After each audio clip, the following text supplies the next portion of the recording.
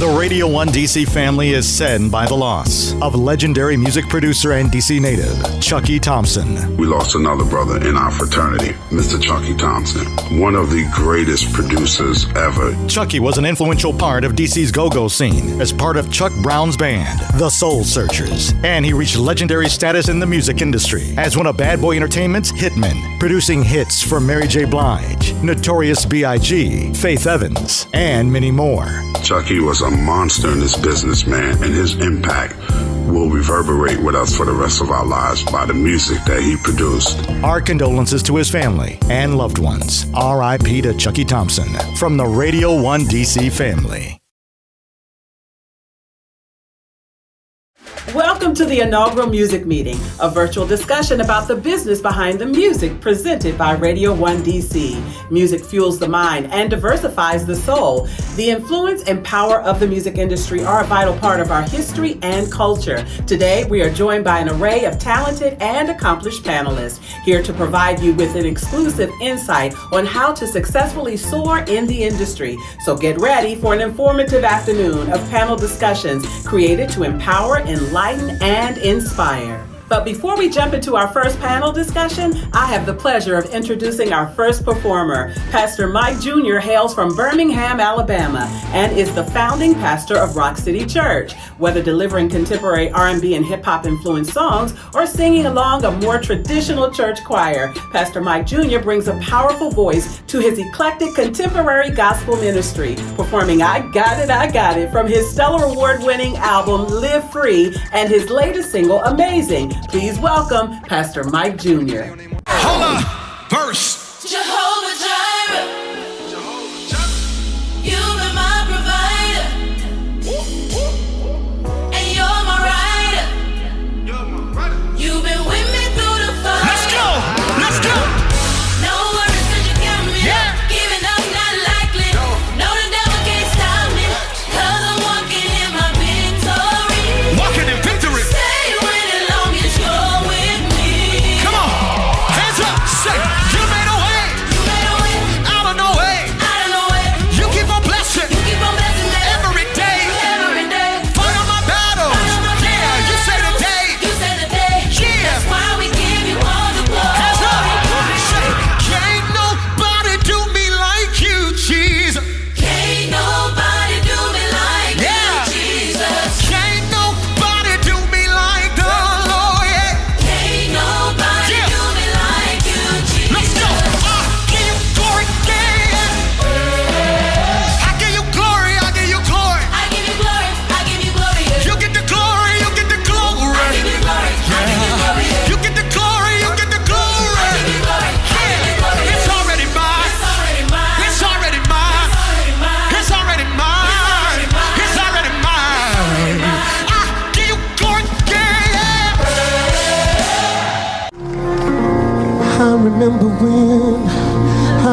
I remember when he saved my life.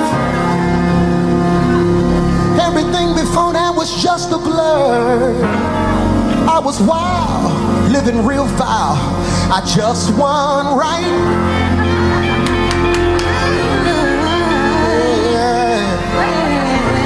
I remember when he changed my name. From sick to heal, from broke to blessed. I can testify, I'll never be the same. My God is amazing. Simply amazing. He is amazing. That's why I believe. Y'all help me say my God. My God is amazing. Simply amazing. Is that anybody's testimony? He is. He is amazing. That's why I believe. I believe. Come here. I'm gonna tell you what to say. Say, I remember when. I remember when. Yeah, I remember when I lost my mind. When I lost my mind. People walked out my life. People walked out my life. Oh, it was But I'm so much better. Yeah, but I'm so much better now. Yeah, I remember when I was by myself. I looked all around, couldn't see nobody. Yeah. But then he stepped right in and told me he loved me.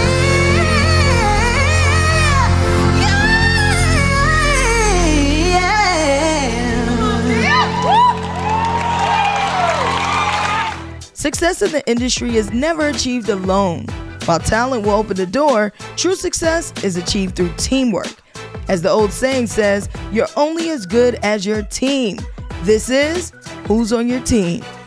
Welcome, everyone. Good afternoon. Welcome to the Who's on Your Team radio panel hosted by Urban One, and we are grateful for this opportunity.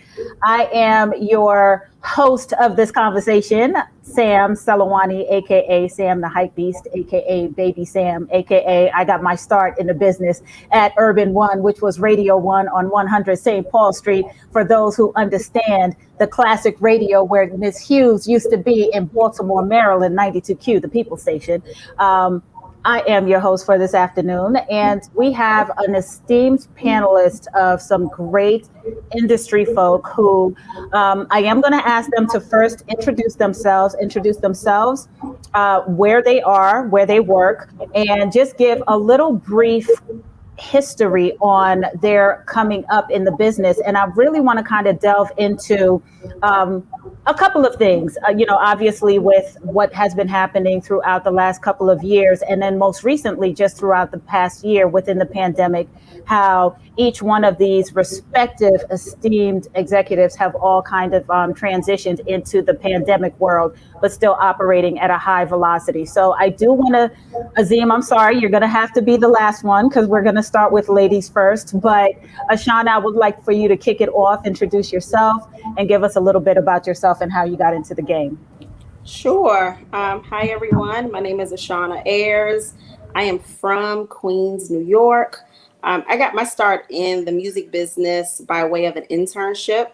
While I was in high school, I entered into a program called Co-op, and it required me to do an internship in order to gain credits in order to graduate high school. And so I happened to have a friend who was at that time signed to Bad Boy Entertainment. And if you know Bad Boy Entertainment in the 90s, you know it was the only label you wanted to work or intern at. And so when I needed to do my internship, I requested that it be at a label. I couldn't get into Bad Boy. They had too many interns, but my first internship was at Atlantic Records. From there, I continued to intern through my senior year in high school and got my first paying job in my second year of college working for Wu-Tang Clan. Worked for them for about 5 years and then began working for Swiss Beats and his joint venture with J Records until landing at Def Jam, where I spent most of my career. And then from there, I kind of ran the marketing departments at a few different major labels, Def Jam, Warner Brothers, and Atlantic, before starting my own firm, which covers marketing and management. All right, Dora, I'm going to swing it to you. Hi, Dora Whitley, originally from Cameroon in West Africa. I grew up in Paris, so French is my first language. I've been in the US now since '93.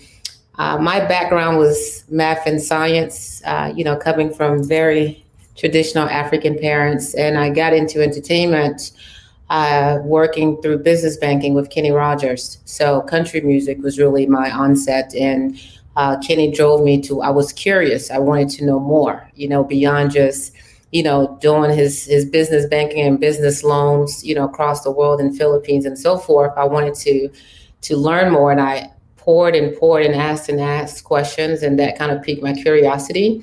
I got my start sitting on the board for a film festival called Peachtree Village International Film Festival here in Atlanta, Georgia.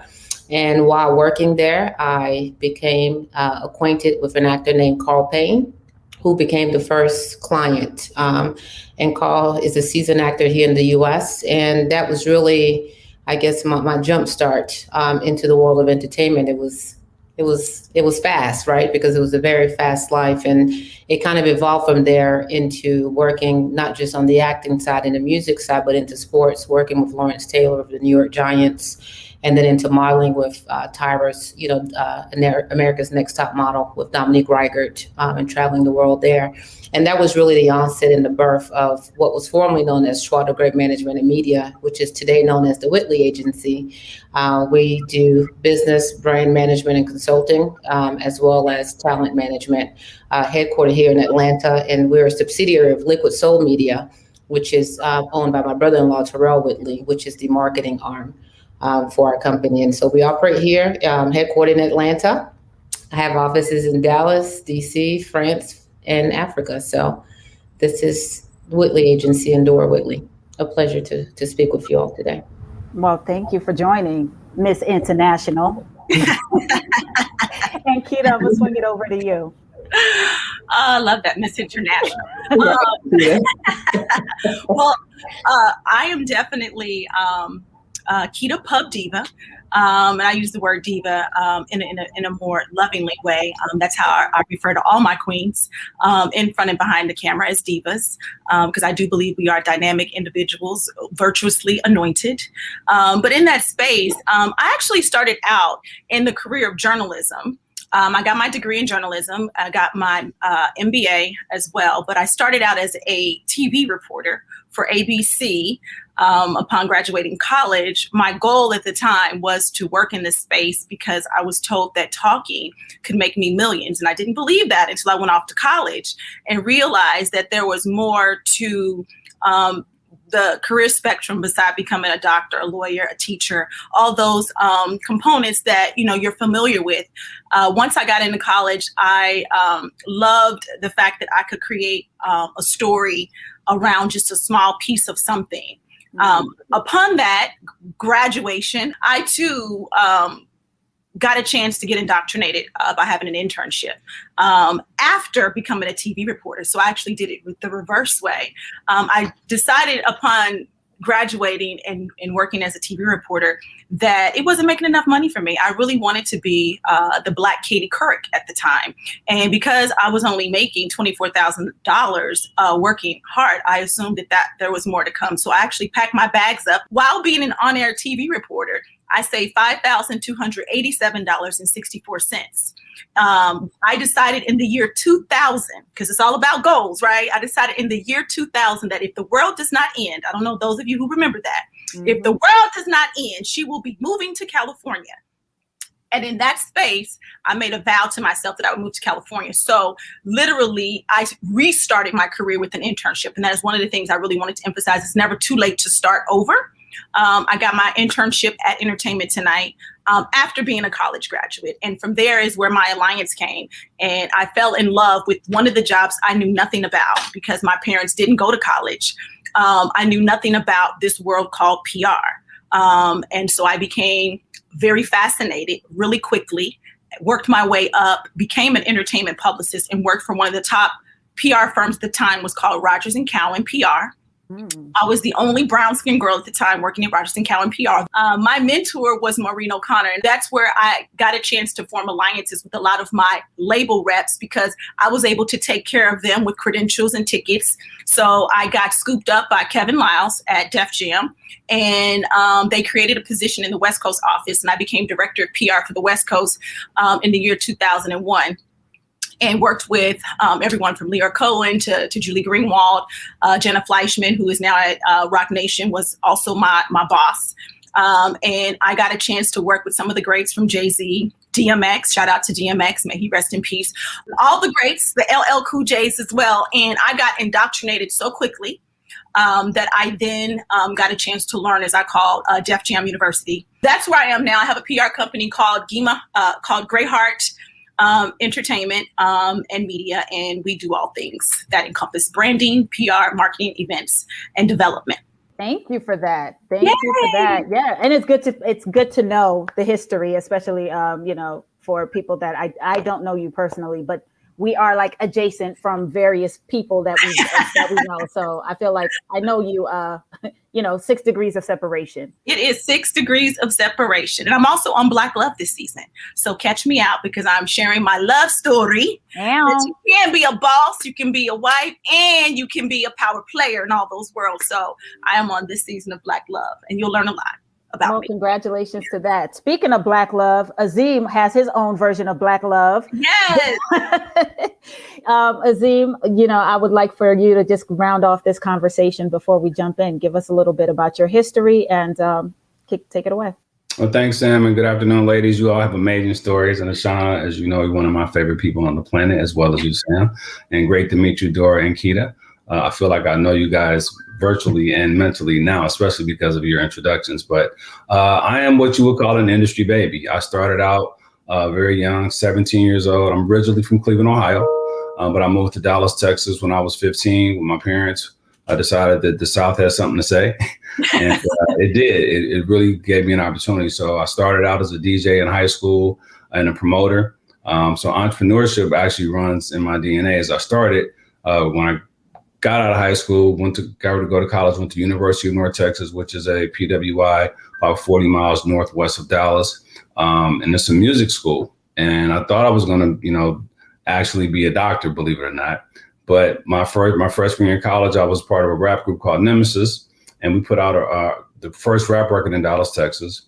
And I was doing everything. I was behind the scenes, kind of making it happen, putting all the plays together, as well as being the lead vocalist, as well as the group spokesperson.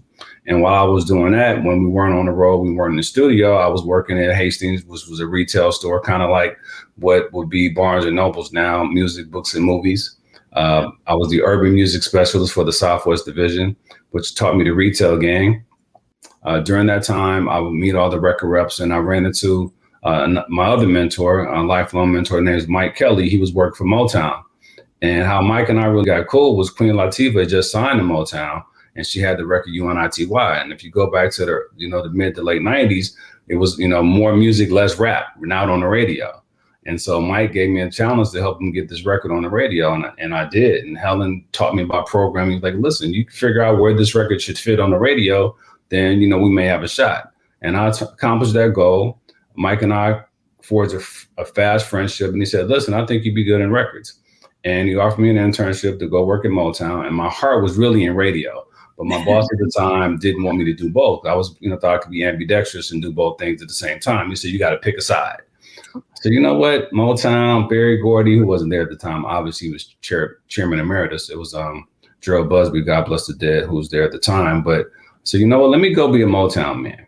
And from there, my career took off. I got into the branch. I was a paid assistant. I started doing street team and lifestyle for Mercury Records. We had Black Sheep at the time. I was working with Perspective, who, Jan and Lewis had their label there, but I was just running through that building like my hair was on fire. And I was about to graduate in a year. And upon my graduation, they offered me a lifestyle marketing gig to be the Southwest regional for the mix show department, working for Mercury Records. And I did that for about 3 months. And then Mike Kelly decided to go to New York and work for Sylvia Rhone at Elektra. And I was the youngest rep at Motown Records at the time. From there, it kind of just took off. Did Motown for a couple of years. I moved to New York City right when Uptown was being dissolved. And Mary was going over to MCA Records full time, part of the Share My World project. And I did that for about 10 years in MCA. From MCA, I went to Atlantic Records, where we started a division called Special Ops, Def Jam U Part 2, based on founders. And that really changed my life because I got to learn how to start an organization from ground up. I was the first person hired. I literally hired my staff while I was on tour with one of Puff's acts called B5. And we were on our way from New York to Miami for the Urban One Conference. It used to be the Spring Fest in Miami. And literally for about a week and a half, 2 weeks on the road, I was on the phone, I was meeting people, I was hiring staff, and I was doing everything. And that really changed my career. Did that for about 10 years. Got into distribution for a very brief time at Warner at ADA. Left there, went to Capitol, did my graduate studies, as I say, on the West Coast for about 4 years at Capitol Records. Right as they were signing QC and getting, the Migos and Coach K and those guys over there. And then I got a hankering to come back to New York. and a good friend of mine and one of my mentors as well, Benny Pugh, got the presidency at Rock Nation. And this is the first time they'd actually had brought in from the outside full service music people. So we had promotion, marketing, sales, like they staffed it up for the first time in their 10-year history. And we had a brief but effective run over there. They blew the whole thing up in 2019, and I've been at Sony ever since. I will say each person's very small bio or short bio is definitely not indicative of the long work that everybody has had and the long career that everybody is continuing to have. The one thread that I feel like everyone has mentioned has almost been like this reinvention of the career choices throughout your path. And I do want to kind of start off and kind of kick it to Ashaunna as well as Keita. And, you know, Azim and Dora, please chime in. But, you know, Ashaunna, you starting off from a label into being a manager, into owning your own agency. You know, Keita, similar to you, from PR to journalism to making all of these changes. There's been an underlying theme just of the reinvention of yourselves. And you guys are all pointing to the fact that, you know, it wasn't really a straight road. Can you guys speak a little bit on just what it took, or at what points were you guys at to make those kinds of career changes? And was there any kind of hesitation in making those changes, and what kind of challenges you guys had and continue to have? So my style of marketing was always a 360 approach. I didn't just deal with an artist when they had an album coming, or just the marketing aspect of a project. I was in the A&R conversations. I was in video conversations. I was in touring, merch, endorsements. I was a part of every conversation because I wanted my full vision to be encompassed in every area of that artist's career project plan. And so after a few years of developing artists and really seeing, an artist walk in your office unknown and walk out of your office as a superstar, I started to understand and recognize that my value was much more than maybe what I was seeing in my paycheck and in the opportunities that I was getting. And so that's where management, or the idea of management, kind of came. And it was really the artists that I was working with wanting to have that, have me involved in every aspect of their career. I won't sit here and act like I had it all mapped out and I was going to leave on this day and I had this plan. I didn't. I think God was showing me my value in many different ways, and the value that I was bringing to these artists, and wanting me to see how much more I could be doing and how much more I could be gaining, and how much better I could be with doing it on my own. Well, thank you for that. That's very insightful. And we are going to come back to something that you just mentioned a little bit. But Keita, I do want to kind of get your insight on that as well. Okay. I had it all figured out. I'm joking. She said she didn't have a roadmap. I did. No. But God always has a figure. You know, yes. Amen. No, I actually will definitely be in agreement. A lot of the time in the industry, you can actually have a blueprint. No pun intended on Jay-Z's, but working on the blueprint.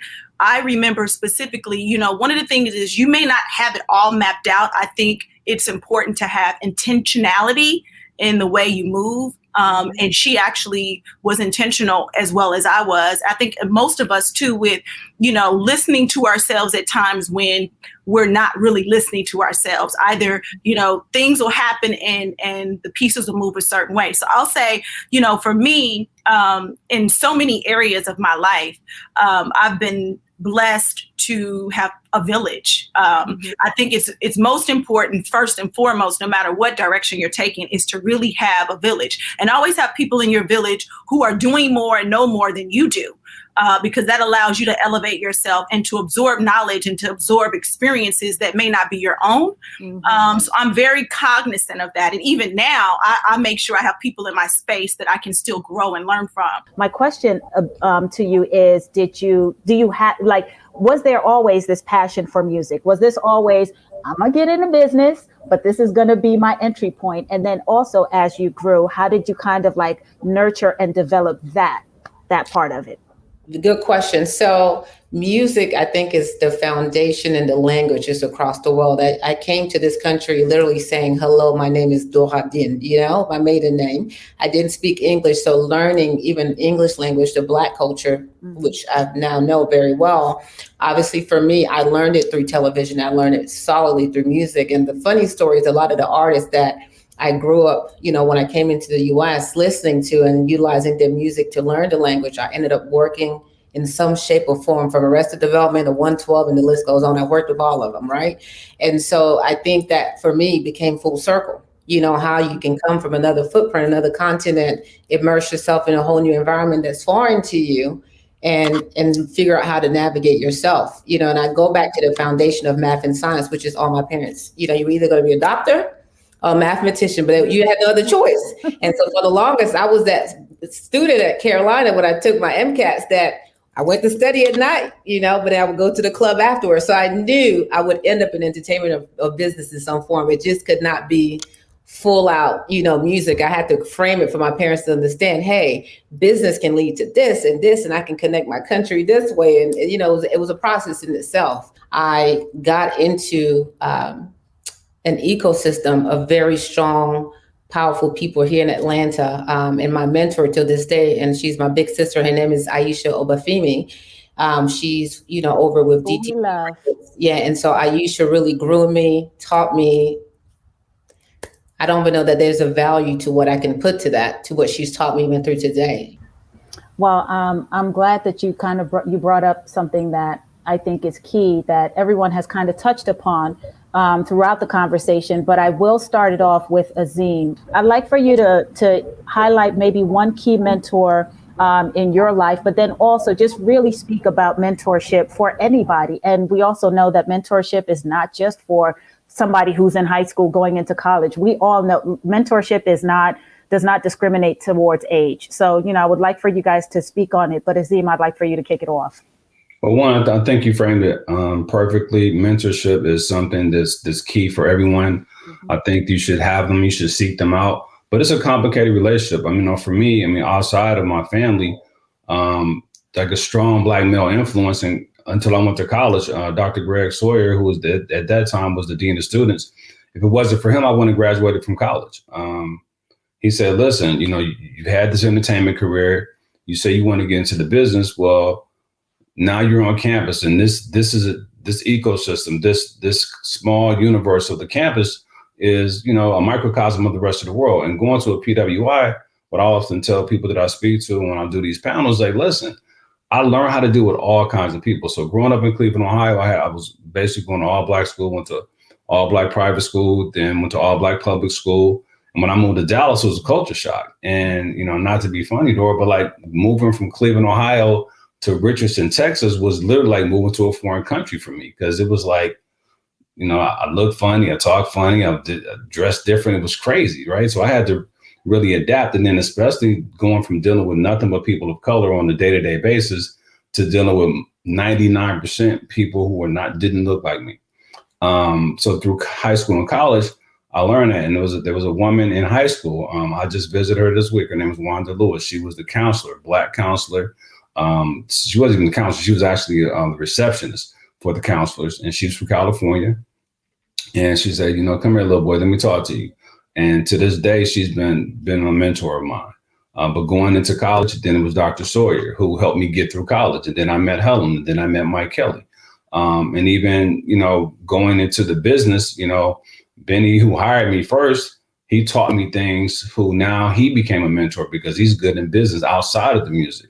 And then probably Kevin Lyles, was the guy that I say changed my life, because when we met on just a random friendship type situation, But over the time that we got to know each other over a few years, we didn't work together immediately. It took about 4 or 5 years for us to actually connect on the work level. They saw something in me that I didn't even see in myself, that I could be great, that I could go further than I thought, that I could achieve these dreams and these goals, because what they saw in me was a hustler.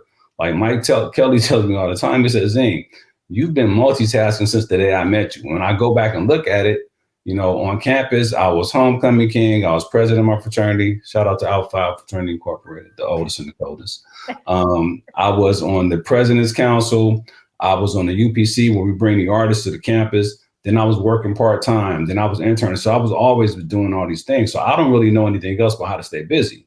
So now you fast forward a 25-year executive career, and to your point, Sam, going back and trying to give that information to other people, I just try to show them an example of what you can do through hard work. I often say, and I literally just said this to a group of young people on Monday, that I don't think I have any particular skill set that makes me special. You know, I'm an average sports guy. I'm not educated. I don't know if I'm super smart, but the one thing that I have that I don't see that challenges anybody else is my work ethic. And I got that from my parents. You know, they taught me, listen, honest day's work for honest day's pay.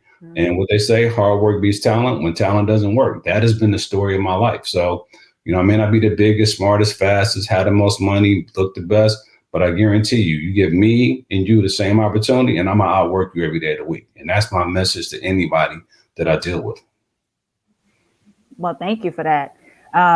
Anyone else on mentorship? I'll speak to the idea of working hard and how that relates to my mentor-mentee journey. When I started at Def Jam University, was leaving Swiss. I had gotten an opportunity from Kevin Lyles to work at Def Jam in the marketing department. But my previous job was running Swiss Beats' record company. And we had become family. I loved him to death. And so it was hard leaving him. And so I had offered him 30 days notice before leaving to go take this new job at Def Jam, because as much as I love Swiss, you know, Def Jam was the creme de la creme of record labels, and having a job at Def Jam, especially in the marketing department, was the end all be all. And so I was taking that job. Gave Swiss 30 days, told Kevin I could start in 30 days. And so by the time I started, Kevin and Leora and Julie were gone. And L.A. Reid was the new chairman, and Jay-Z was coming on as the new president. So they had not hired me. My contract wasn't done because this was Kevin. It was going to be fine. So by the time my first day came, Kevin, Leora, Julie were gone, a whole new regime in the building. So on my first day, LA comes in to meet me, and he's like, well, who are you and who hired you? Well, if you're good, why didn't they take you with them? Like, that was our conversation on day one, which was this, and this is a fact, which was extremely scary because LA had come in with his whole Arista team, and Jay was coming with his Rockefeller team, and I was nobody's team. So all I had was me and the artists they were assigning to me, and that was, you know, Jeezy, who was signed before they got there. That was Neo, who was signed before they got there. That was, you know, a bunch of new artists. And so I only had myself and the work that I was going to do to deliver, to show them that I was worth keeping, and the artist who was also left alone by the people who signed them. Even if you're not specifically or intentionally being a mentor, just know that there are people watching you, and that is gonna that will follow you throughout your career. And Ashaunna, you know what's funny about that? One, I never heard that story, so that's amazing. That's a true story. But to the fact, I know you left me there. Like, you know, you left. That could have went many different ways, but you left me there. But and it speaks to who you are. So now it's all coming together, right? But about being a mentor, like, it's something that I don't necessarily know that I aspire to do, but as I've gone on my journey, and to your point, it just kept coming up. Well, how did you get this? Or how did you get that? Or to your point, I remember this and I remember that. And even now, like, there's cats that walk up to me, yo, when you was at Atlantic, I remember this. I'm gonna do it. I have no idea who you are. Yep. Yeah. I take it, but I do say this. I think it's incumbent upon all of us, and I know we all do it, but I think it's something that we push out to the universe as well, that we actively do it. And it doesn't have to be, I think we all are privileged and have real mentor relationships where they help us in personal, our lives, as well as our career lives. But just being an advocate, being a voice. Where I wasn't as intentional, during my Def Jam University days, and maybe even some of my time at Atlantic or Warner, now I am being more intentional about sharing my journey, because what I find is that then there wasn't Instagram and there wasn't all this social media. And I think what young entrepreneurs are seeing now is everybody's highlight reel. They're seeing everybody's success story. And so now my intention is to share, the good, the bad, and the ugly about the journey, because I don't want a young girl who looks like me to be discouraged because they're seeing young women who look like them on Instagram just showing their highlight reel. I want you to know that I didn't have a plan for starting my business, that I had a tax issue that I had to figure out because I wasn't aware, that, I was forced into this entrepreneur world, because I don't want you to be discouraged when you get into a rut and don't know how to figure it out because you think it's just supposed to be what you see on Instagram. Well, Ashaunna, I think that is that's a great way to segue into the closing portion of this, because as we're wrapping, I think this conversation has just been insightful as well as eye-opening, and I'm hoping that everyone who is watching is seeing the different stories, but to see almost like this through line of just the consistency of following through with your dream and your passion. But I would like for you guys to at least just give some parting words of wisdom to anyone who's watching, something that you would want anybody to know about just being in the business and also just continuing to forge their careers and stay on the course. The purpose of all that we do is really about pouring into someone else's stratosphere. And I think it's really important, first and foremost, because this is about starting the journey, is to pour into yourself. Azim and Ashaunna did a great job of explaining it, because I know sometimes when you start out, you don't always have a place to plug into. Right now, we're all plugs. We are the plug. I know if people call me today for anything, I'm able to plug them in. If I don't have the answer or the resource at hand, I'm able to get to that. But I think the number one part of it is learning how to navigate those waters on your own. And sometimes you don't necessarily have a Kevin Lyles, or you don't always have, those people in your space that, as they mentioned, are going to pay attention. So my advice is that it's okay to have a mentor that does not know they're your mentor, because I think the pressure that comes in the space of learning and growing and evolving is that you need to make sure that you're paying attention to those people who are making the same moves that you want to make. What does that look like? And Dora, we're going to end off with you, and then we'll wrap up. I'll be swift with it. I think that my closing words are: become an expert at what you do. Be kind to those who you come in contact with, because tomorrow these will be the very same people that refer business to you as an entrepreneur. I would say be authentic and start with the end in mind. Assess your performance, assess your growth, personal and professionally. Look for areas where you can improve. Find that mentor. And I think it's important to understand that through this whole career, business, brand development journey, that you just keep a teachable mindset, and it's okay not to know everything. Thank you, this esteemed panel. So thank you, everybody, for joining us.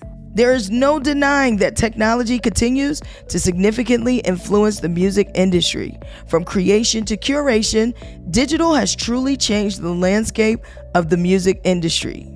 This is the importance of a digital presence. Hello, everybody. How you all doing? And welcome to the music meeting. My name is J.R. Davis. I am the regional online editor for Radio One D.C. And in today's panel, we're going to be talking about the importance of digital. From the inception of music, we've had many ways to promote and put our music out there. But now, in the stage we are, digital is now more important than ever. And we're going to be talking to three people who are pretty much people that I've worked with very closely, that I know and I trust with their knowledge to give you the knowledge of how to promote yourself, your music, your talents to the world digitally. And I am going to start my introductions off with, first of all, the executive producer for the Willie Moore Jr. Show. It's my man, Big Mad Ahmed Gordon. How you doing? I'm doing great, man. How you feeling today, Bang? I'm feeling I'm very sorry. good, man. J.R. Davis. I That's apologize. okay, man. I'm going to be technical today, man. Yeah, hey, J.R. Davis. I apologize. But if the band comes Professor. out, that's all right with me. Okay. We also have the Northeast region director of Mix Show, national director of Mix Show of Columbia Records, Jason O.D. Griffiths. What's going on? Hello, OD, of course. What's up, y'all? How y'all doing? And last but not least, the director of content for Urban One, Reach Media Radio One is AC the Plug. How you doing, AC? Doing well. Thanks for having me. Oh man, I'm thankful for you all to join this conversation about digital media. We all work in digital media in some capacity. We have been doing this for quite some time. I remember one of the first times I met Med, it was around digital media because we once worked at an internet radio station together, and he was on the forefront of a lot of this Ustream, StreamYard things when it comes to radio, but bringing it into a music space and how do artists really get into a space of how they promote themselves, how they put their music out there. The blog era is an era that we're coming out of, and I'm a product of the blog era because I've seen acts like Chief Keef, Lil Durk, Chance the Rapper, and others really flourish from the blog era, and now we're in the digital era. So it's not necessarily sending a song to a blog or sending it to, a record rep, and all of a sudden you're going to get the dreams of becoming a radio star. Now it's digital media where we have playlists, we have TikTok, we have social media. So Med, I'll start off with you. What are some of the differences that you have seen in, say, the last 5 to 10 years around how an artist can market themselves in the music industry? You know what? Coming from the gospel side of things on the Willie Moore Jr. show, I talk to a lot of artists and I'm like, why do you even need labels anymore? It's like, for a lot of these guys, they can put out the music and reap some of the benefits. Of course, labels have a longer reach and can get you in places that you possibly can't get with just because of social media. But because of social media, because people have control over their images and their brands, they can do so much more on their own without labels. Now, the other side of that is now everyone's looking for the social media presence. Before, it was like if you had a hot song and you had a buzz about you, you could probably get some airplay. Now, well, we want to see how many followers you got, how many how many people are already playing your song.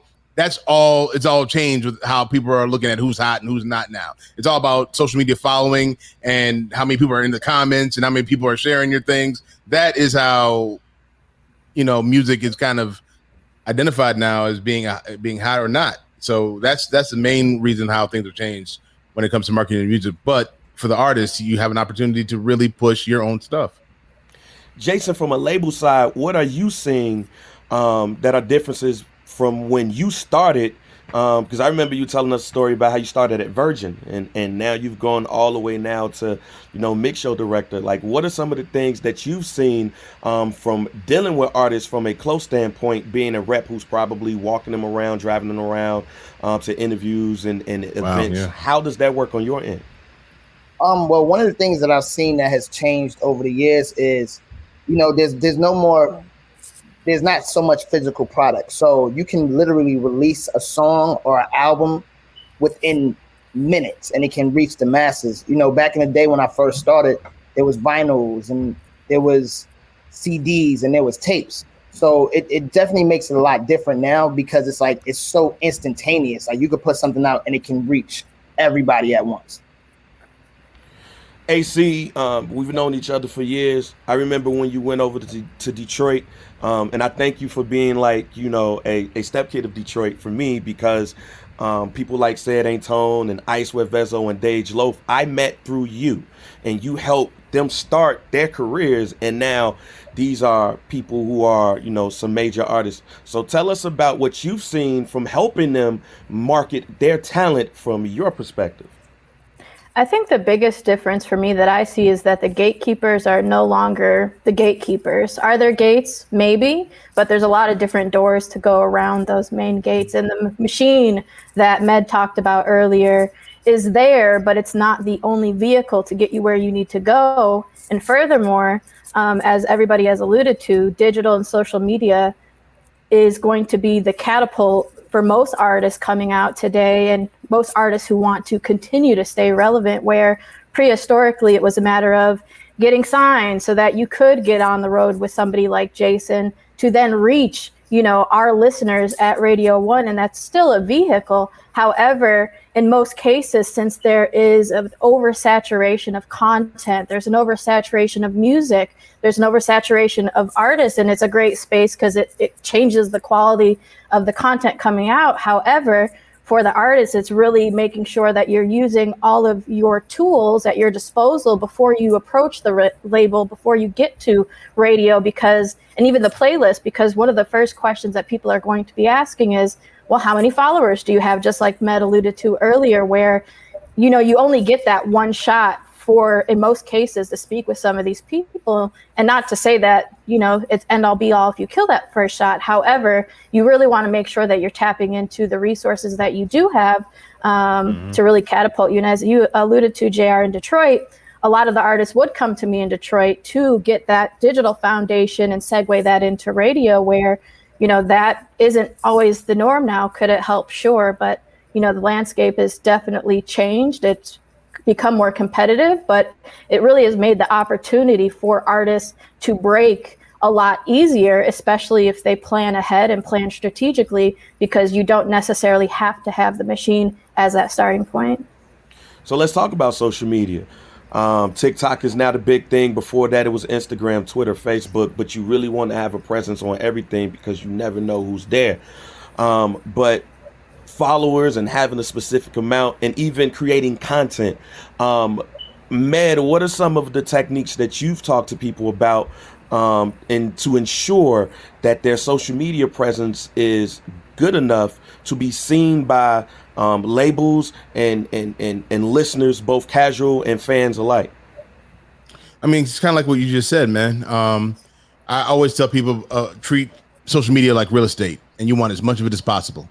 So I don't care if, like, you know, the whole TikTok thing, now you're seeing the older the older folks saying, I'm finally on this TikTok. I'm finally doing this. Yeah. You need to be on it. You know what I'm saying? Some way, if there's a new hot social media app, guess what? You have to be on it. You have to cultivate your brand the best way on each app, whether it be Facebook, YouTube, Instagram, TikTok, because at the end of the day, Facebook, YouTube, and Instagram aren't going anywhere. They're not going anywhere. You know, TikTok is hot right now, but we don't know how long TikTok may last. Somebody else might come around and get something that might knock TikTok off its square, because Snapchat was huge for like 2 years. Now it's TikTok. So, but the things that are always everlasting is Facebook, Instagram, and YouTube. So my thing is always make sure that those big three are taken care of. And then after that, you know, make sure you have a presence on all these other social media apps and keep pushing, keep creating the content. Because now with content, you can create that one piece of content and cut it up into so many pieces and put it everywhere that, you know, and then repurpose that content 2 months from now. Be the same thing, but a different part of that content you made is now repurposed and used again. So, you know, just continue to use every app as you can. Jason, how are labels using TikTok and other social media properties? I mean, when it comes to the TikToks and the other social media stuff, I mean, it's an amazing outlet. Like, you know, like you can reach so many people in such a quick time. Like, you know, with these challenges that keep popping up everywhere, like, you know, people keep forwarding it and forwarding it and forwarding it. And, you know, it can go from 1,000 views to 5,000 views to 20,000 views to millions of views in, you know, in minutes, in hours, in days. And what's going on is, you know, if you have a record that is associated with the TikToks, it's just taking over the world. We're in the music meeting, the importance of digital panel with AC The Plug, Jason Griffiths, and Big Med. The transition from music marketing, but just record labels, TikTok distribution. Jason, like, you've just talked a little bit about that, but now we're seeing labels partner with TikTok. We've seen radio in a sense, digital radio, partner with TikTok to make radio stations. So what do you think, let's just say in the next year or so, how things change? How powerful do you believe these social platforms would be, and what would you suggest to an artist right now who does not have a TikTok, who might be like, man, I ain't trying to do all that, I ain't trying to have nobody do no challenges? Like, what advice would you give that artist when it comes to TikTok and other social platforms? Like Med said earlier, you want to make sure that you have real estate on all of these platforms. So, you definitely have to be there. Your job as the artist is trying to figure out how to get your music out to the masses. And these apps have millions upon millions of people there, and you never know who's going to hear it. You never know who's going to share it. So you have to be on these apps. One of the things that I would say that artists need to be very, very aware of, they need to make sure that most of their, or actually all of their social media handles is the same. So it's easier for these people to follow you and find you. So how do we, the artists, get on some of these playlists? And Med, from you, I'll ask even from a gospel standpoint, because I've never really seen a gospel playlist. I've never really seen people push that like that. And I think that when it comes to, secular music, we can see a playlist everywhere. But how does a gospel artist make it in this day with not just social media, but playlist? The funny thing about that is that I actually tried to create a playlist for the Willie Moore Jr. show, and it's not as easy as I thought. I mean, yeah, I could create one, I can put the list up, and I can post the list up. You know what I'm saying? But because everything's attached to like my name per se, and not like the Willie Moore Jr. show, it was difficult. But if somebody creates a playlist, right, for Spotify and there's Gospel Guru, there's a bunch of gospel platforms out there that they could create this playlist. Radio One, I'll call them the kings of gospel right now because they have so many gospel stations, underneath their umbrella. I think it would be great for Radio One to create a gospel playlist that is put out once a week, that would rival, Billboard, because then people could download it, go get it. But that is relationships.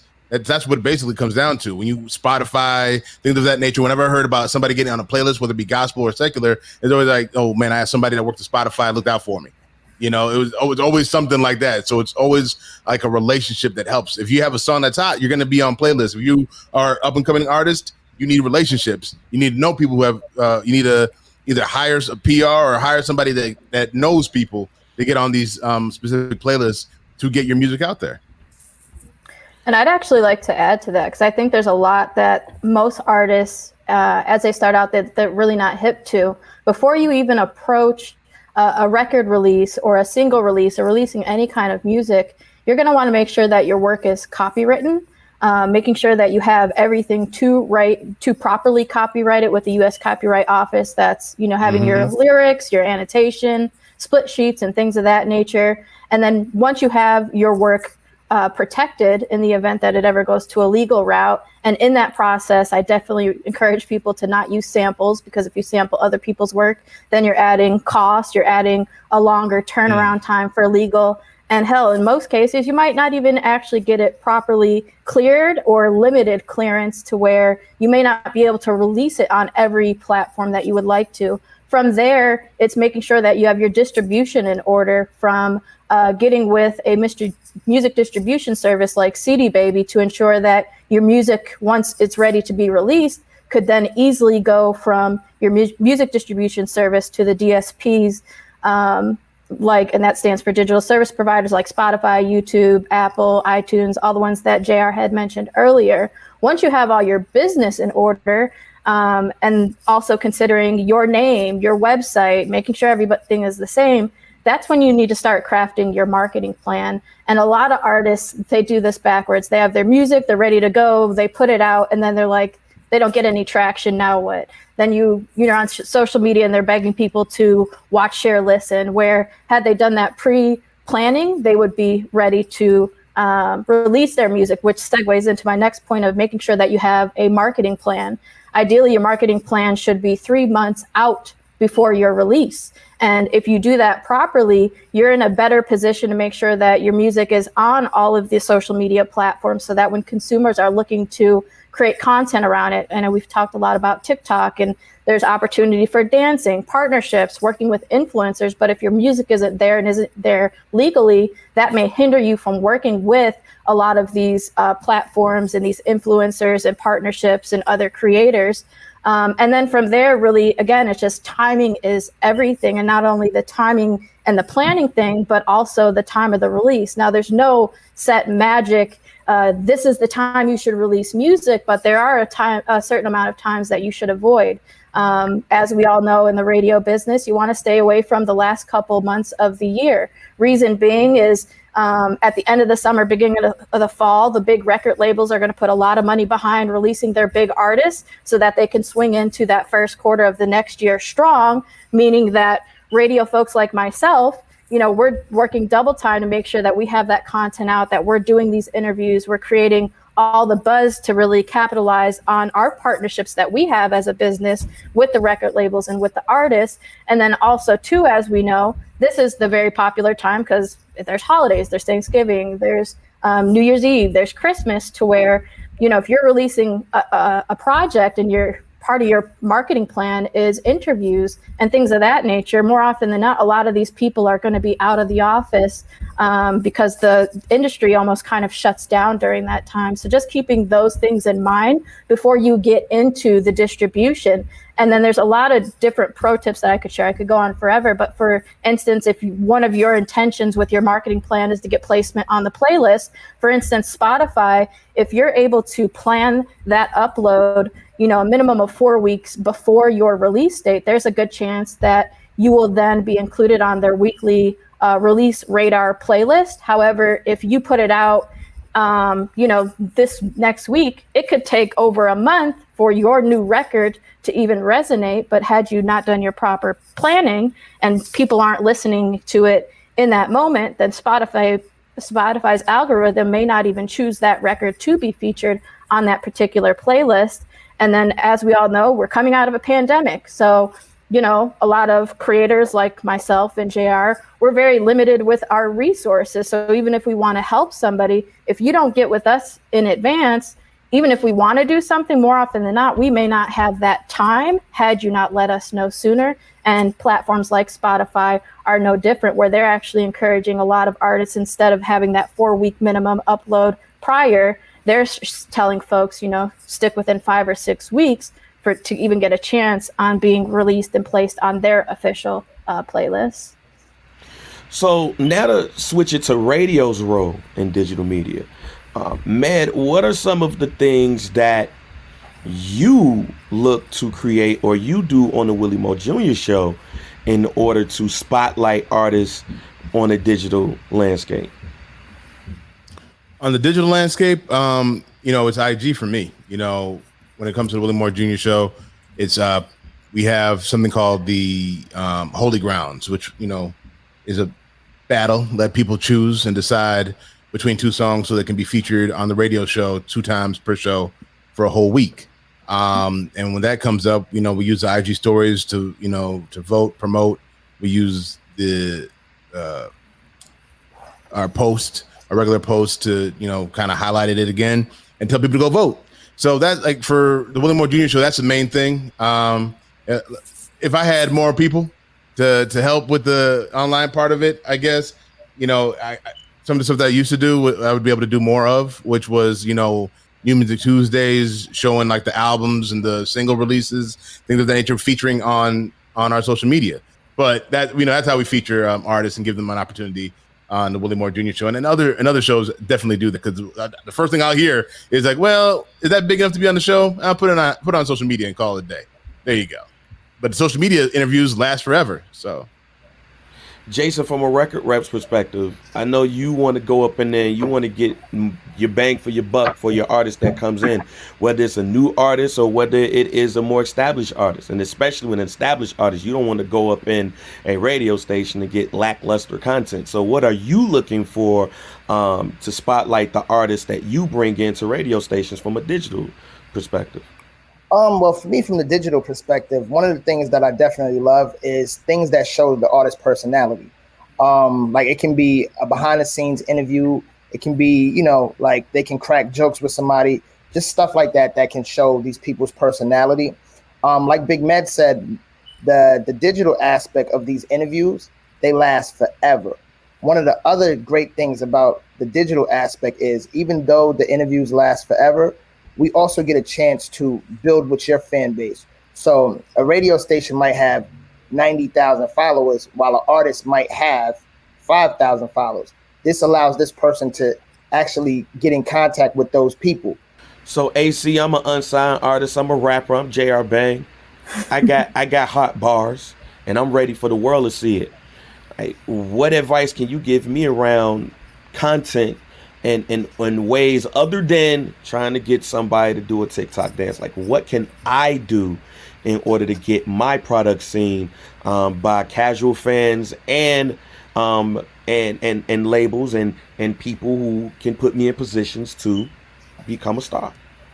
I think there's really two set answers to that question. The first being is making sure that you've done your due diligence to start to build and cultivate your fan base. For myself, even if there's an artist with, say, only 5,000 followers, first thing I'm gonna do is go and check how is their engagement. They have 5,000 followers, but if they only get 23 likes, to me that's questionable, because now I'm wondering, is their following real? If it is, their audience isn't engaged. So why would I think that my radio audience why would they be engaged if that core audience who was very intentional with their follow of that artist aren't even engaging? Which brings me to my second point, is really mixing up your content strategy and realizing that your strategy one day may change. It's fluid. So as you're creating content, making sure that you have a photographer on site, gaining photos of what's happening so that you can repurpose that content later, recording behind the scenes content of you creating that song, maybe working with the producer, or just an average day in the life. Now you might want to set some stuff up so it's actually an enjoyable something to watch, not just following somebody out and about. And then the actual content of the music. So you have your actual audio file that'll go out to the DSPs. You've got your cover image, you've got the behind the scenes, and then lyric videos.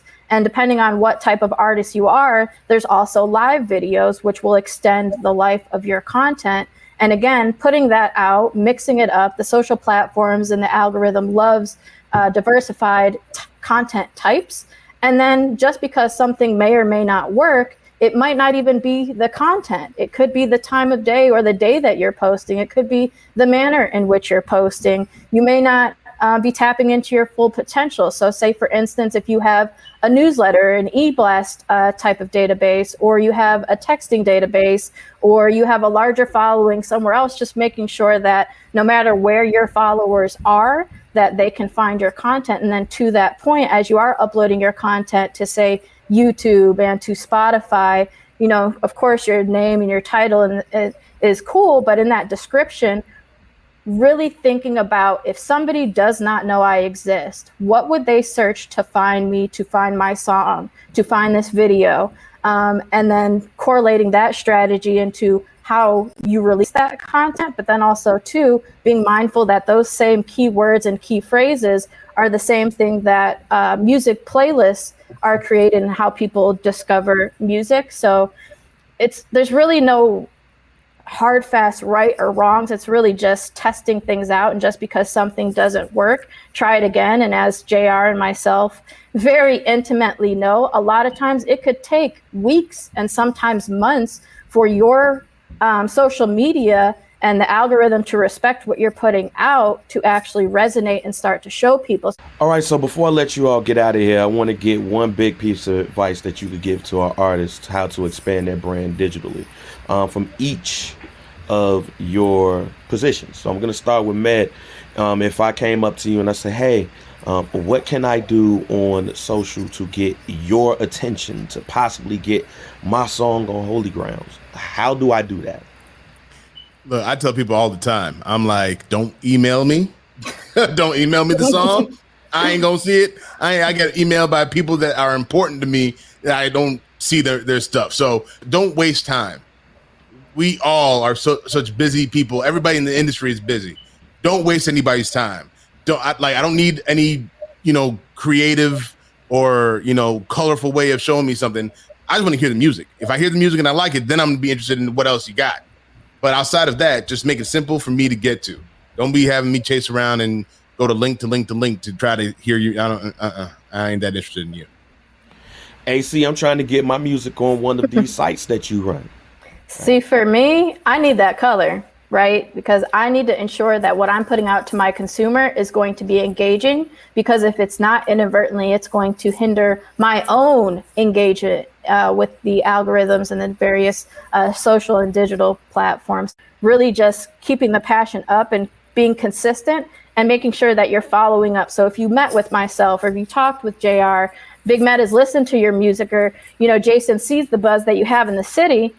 As we all know, especially in this media landscape, there's a lot of artists coming out that are just going to be one-hit wonders.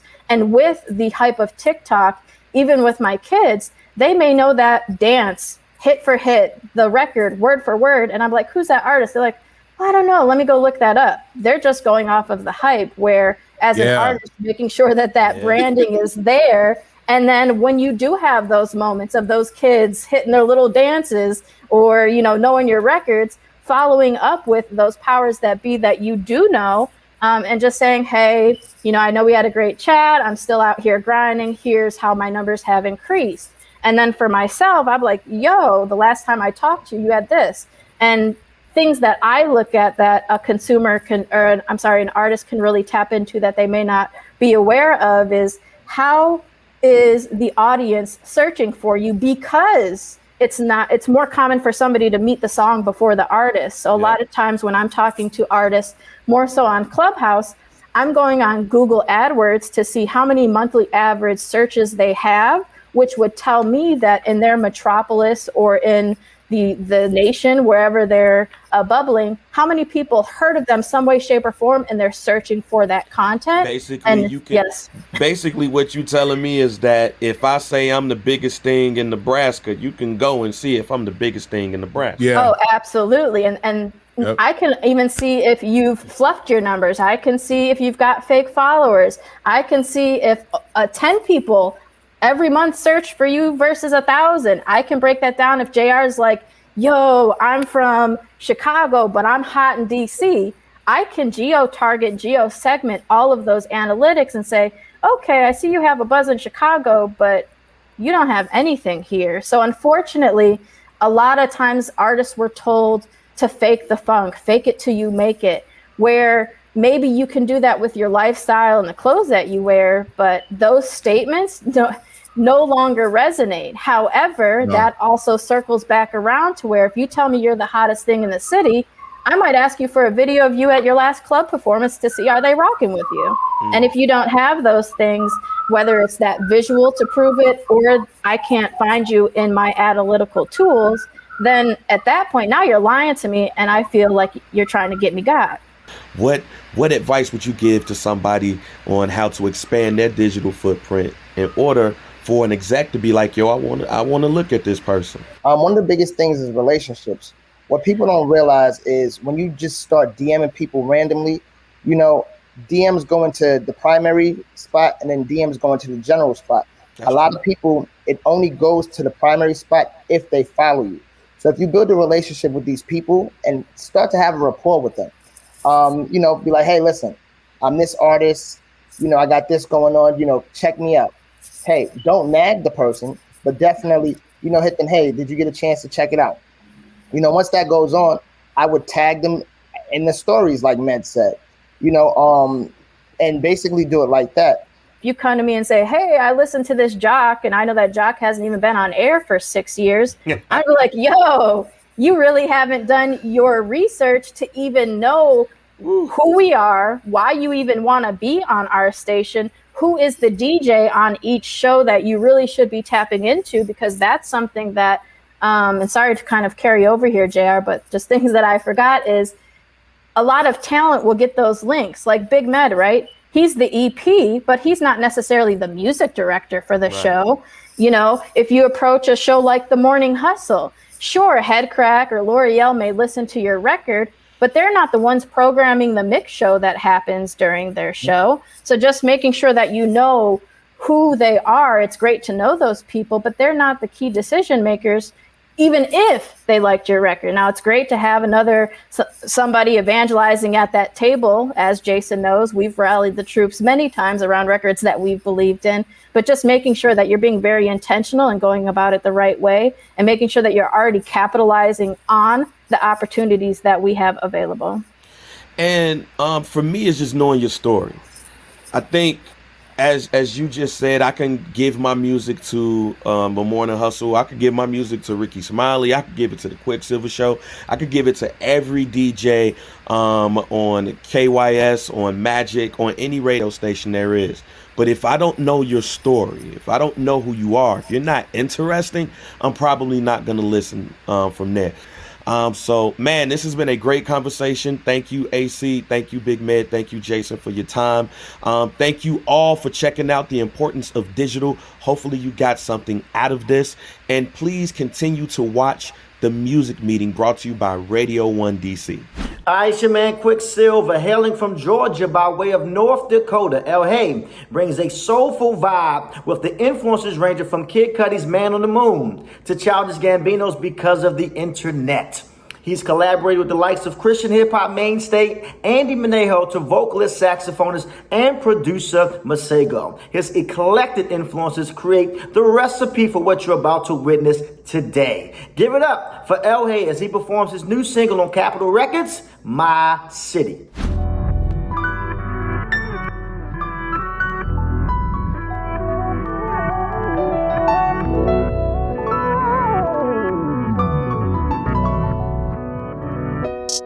Say go!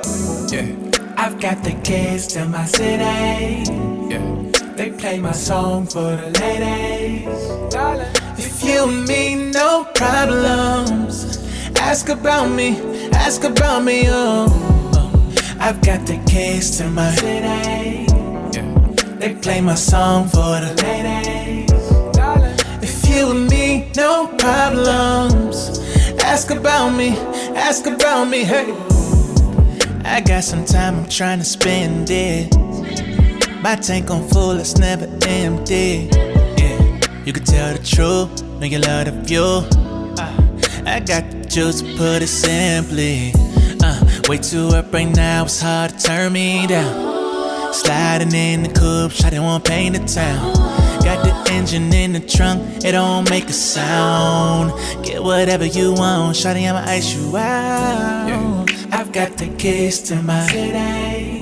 Yeah.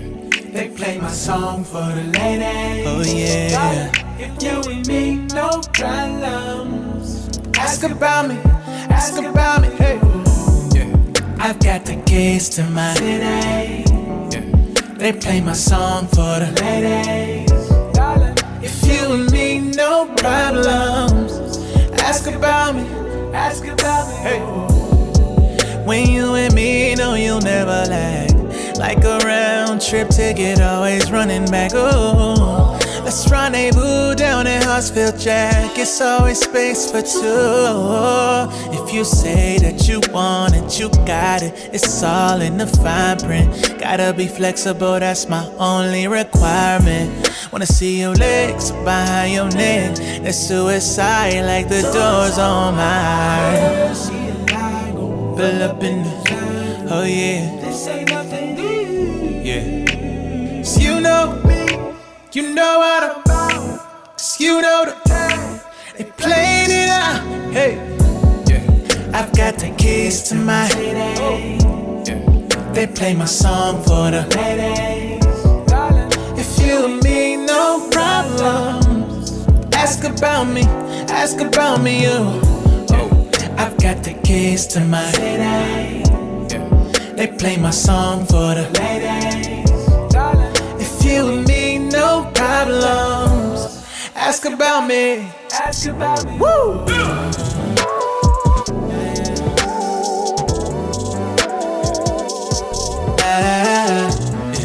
If you and me,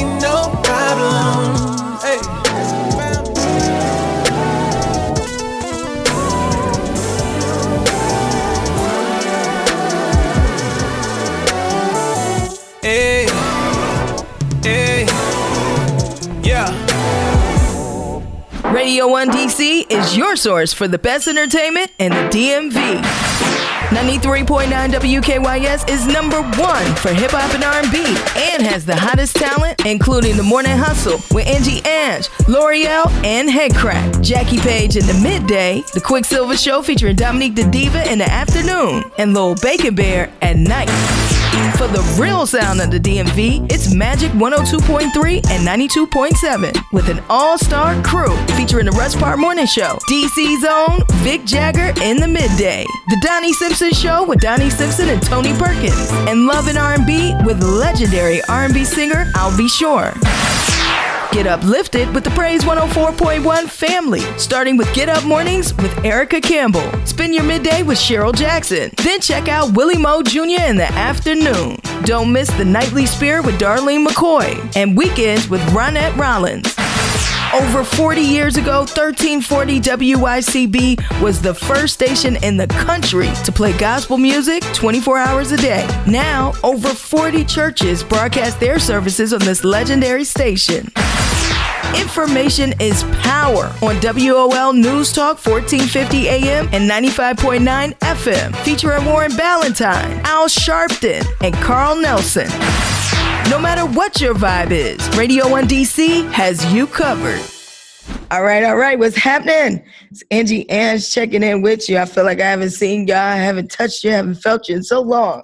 Hope everybody is well wherever you're at, wherever you're watching it. And so far, I hope you've enjoyed our cutting edge virtual music summit, right? We've had influencers and moguls from various aspects of the industry. And I'm pleased to have a one-on-one masterclass with the one and only T-Pain, right? And this is an important conversation, y'all, because he went viral recently for just being like, do something else. You know, I'm sick of the same thing. And so the cool thing about T-Pain is he's got his hands into a little bit of everything, but we know him primarily as being a dope vocalist, performer, producer. But what happens when you want to start doing something else? And what happens when the industry presses on you, pushes back? Because a lot of times you may want to do something else, but your management, your team, your label, they don't want you to. And so he's had to defy the odds and he's had to face his fears and truly do something else. So I think this is a conversation you're going to really appreciate. I'm looking forward to it. I hope you are too. So yeah, let's get into it. The one and only T-Pain. There it is. There it is. You hear it. The one, the only T-Pain. PC, Maryland, and Virginia. Angie Ange checking in with T-Pain live from his, what looks like a bunker. It looks like a gaming / podcasting bunker that he probably lives out of at all times. Yeah, this is just one side of my basement. That works out. Okay, cool. Well, hey, Pain, man, the whole DMV is listening right now. We got so much love for you. And this is a different conversation I want to have because you've done so many things, right? You're still doing a lot of things. Mm-hmm. And also, you know, you're also one of the best seasons of your life as you described it. And I want to talk a little bit about how you got to that space because a lot of people, especially with COVID, they're going through it and they're not going through the best time of their life. And it's hard to get over that hump. So speak to how you've made it to this space in your life. One of the most important words that I've been hip to for the last year and a half, 2 years is why.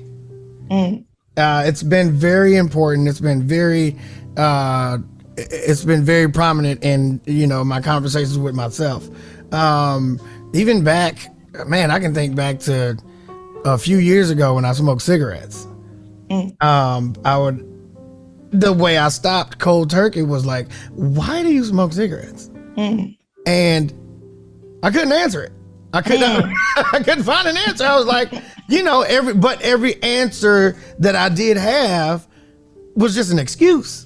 It was like, oh, my blood pressure. And it's like, you know, these make your blood pressure higher. Okay, but but like when I get real stressed out, I need to. But like, what does it do? To, you know, like why? What you just keep asking why until you get to the root of something. And if you can't actually answer it, just stop. Just do the alternative. You know you're making excuses. You know what I'm saying? And it helped me a lot. A big part of me was listening to myself and actually listening to the logical side of my brain and asking why. That's it. Yeah. No, I feel you. I feel like that happened to me most recently. I got a birthday coming up and I was asking myself why, and and you're absolutely right. I didn't have an answer. So that told me it was time to do something else. Right. And so then I had to figure out, okay, we're going to do something else, but in doing something else, sometimes that can be scary as well. Right. You know, when you're so used to, whether it's a habit or even like just producing or creating in a certain way. Yeah. And you know you can do something else, but like you have that pressure to keep doing what works. Absolutely. Talk a little bit about how you can pivot out of that space. You know? I didn't like the comfortability. It made everything boring. It was so boring. It was like I could have easily done 6 more All I Do Is Wins. Like, you know what I'm saying? I could have easily just screamed on people's beats and been like, I can do this for the rest of my life and just get paid. Yeah. But it was so boring. Nothing would have changed. Everybody would have came to me for that back to back. Everybody would have just like, I need another All I Do Is Win. All right, here you go. Like, no, I didn't want to do that though. I just wanted to do something different. I wanted to really add some spice to my life. I wanted to be the person that you couldn't expect. Like when you hear T-Pain's about to drop a new song. Yeah. Say that like with Kanye. You don't know what Kanye is coming with. You have no idea what Donda's about to sound like. Like, you know what I'm saying? Like, I don't want to have a sound. I want to be able to be mysterious. I want to be able to, I don't want to be predictable. I want when T-Pain about to drop a new song, you have no idea what it's going to sound like. Yeah. So that bottom line of that, it was just boring as hell. So I got out of it and I stopped doing it, and I just refused to do any of it because it just wasn't adding to my life. If you're not contributing to my spice, you're not adding to it, then get out of my kitchen, bro. Yeah. Like don't come in the kitchen at the same time I'm in the kitchen trying to tell me how to be in the kitchen. Yeah. And that's a proud thing. You should be proud of yourself for doing that, because a lot of people never get to that point, or they stay in it and they get more and more frustrated and they break a lot of times because of fear. Yeah. And I think that there is a level of fear knowing that, like, okay, I won't have that comfort. I won't have that person to tie my shoes. Did you feel fear, and how do you feel like you could overcome it? No question. I mean, it's a constant state of fear. But it's expecting that. Like, you can't walk into a haunted house on Halloween and be like, this should be fine. But if you know, I'm gonna be scared like a lot throughout this. If you know that, then walking through a haunted house is much easier. You know what I'm saying? But if you go in there, it's like this, I should be able to just rock through this. But if you go in that cocky and you go in that confident, I get it. But if you go in expecting the fear, then it's not fear. Now it's just an afterthought. Now it's just when people pop out in the haunted house, you're like, oh, that was good. That was good. That one actually scared me. We can keep going. Like, now you move past these things with the knowledge that this is also going to happen 20 more times. So you have to have that. You have to have that knowledge, and you have to expect the worst and be prepared to deal with it. And that's the most precious thing of all time, the knowledge that it is. Yeah. And with all that knowledge, I know we got to wrap up, but I know with all that knowledge, it's expanded into so many things for you. And even being able to put other people on your team. Nappy Boy Gaming is dope. 3 Gamers Sign. You got new book coming out, new book called Can I Mix You a Drink, which I think is pretty cool. I have to get that for my mom because she thinks she's a bartender. So we always are going to need a new drink for her to mix. Easy recipes. Okay, good. Because the other book I got her was like how to make a drink with just 3 ingredients. This is mostly, this is kind of that. Okay, cool. We can't get that deep with her. Right. And then there's like Nappy Boy Radio, your podcast, everything, Yep. man. Just so many things moving. So let's talk about your new ventures and just these spaces that you're in, and passing on the knowledge that you have to your new team and people you have around you. These things that I've been actually able to do because I've been able to sit down and actually go through my passions. You know what I'm saying? Yeah. Like the things I've been stifled from doing. You know what I'm saying? It's like my managers are like, what do you need a podcast for? You're the biggest artist in the world. What do you need? Why are you playing video games? You're the biggest artist in the world. None of this is gonna make more money than you being an artist. And not asking like, hey, do you really want to be working this hard? Or do you feel like sitting down and doing something you actually like? And then we can try to make money off of that. Nobody's ever asked that. So now I was able to, I got rid of the team and really reassessed my life and what my passions really are. I've been able to sit down and make money from things that I actually like doing. You know what I'm saying? Like, do you want to have a full life of trying to please everybody? Or do you actually want to do something you enjoy and make money off of it? Like, so that has been the biggest perk of being able to sit down during the pandemic. And it's all these ventures and everything I'm doing now, and everybody's like, oh, he finally checked his DMs. Nah, I've been trying to do this shit for years. That was wild. I've been trying to do all this stuff for years, but in doing these things, I finally got a chance to check my DMs, and all this stuff started flourishing at the same time. And it wasn't necessarily meant to happen. It's just all this has happened very naturally, and it's just very authentic, and it's just like coming out at the same time. When one thing gets attention, it draws attention to another thing I'm doing, and then that in turn, it's a chain. So having these things be paid attention to at the same time, it's great that I actually like doing these things now. Well, T-Pain, it has been a pleasure to speak to you. Again, Absolutely. this music in the background has been incredible. Thank you for that. I appreciate it. I feel like it has helped me ask all the questions I wanted to ask in this time that we've had together. To anybody in DC, Maryland, and Virginia that's listening to this, watching this, and people from abroad, anyone who's in that space where they need to do something else, but perhaps they're too scared, or they got too much going on, or their mind is restless, but they know they need to do something else, what would you tell them? You know what alleviates that fear?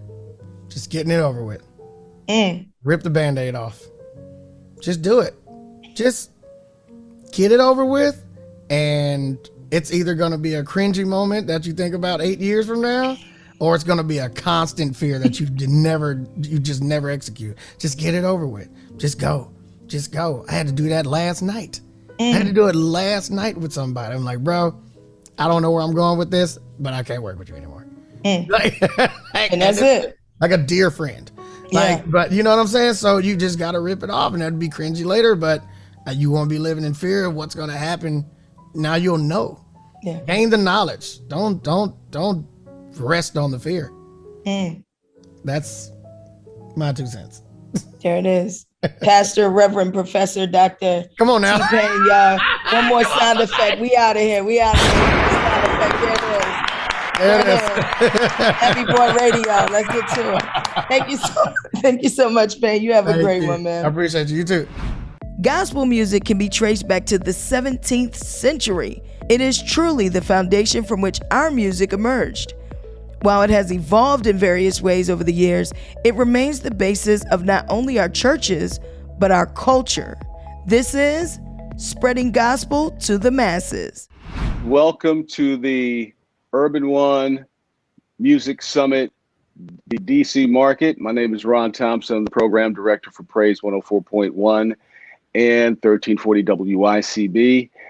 This music summit seminar is called Spreading Gospel to the Masses.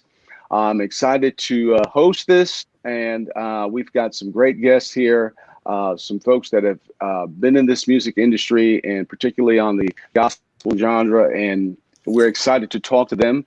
I would love to share their thoughts about how we can spread gospel throughout the masses. This format, the radio format, it's been sprinkled in on the urban and the urban ACs, but it didn't really have its own lane for a while until these gospel stations started forming around the country. So and there are a lot of folks who think that it's not really necessary, but I believe that there is room for gospel, and the gospel is evolving. And so the people that I have on this panel, they can really talk to how gospel music has evolved and where they think it should be going. With that, I'd like to introduce some of the panel that I've been able to have the pleasure to work with. First up, I want to introduce Jojo Prada. Good afternoon. Hi there. Thanks for having me. I'm excited to be here with all of you, my friends that I haven't seen in over a year. So hi, everyone. All right. Neily Dickerson.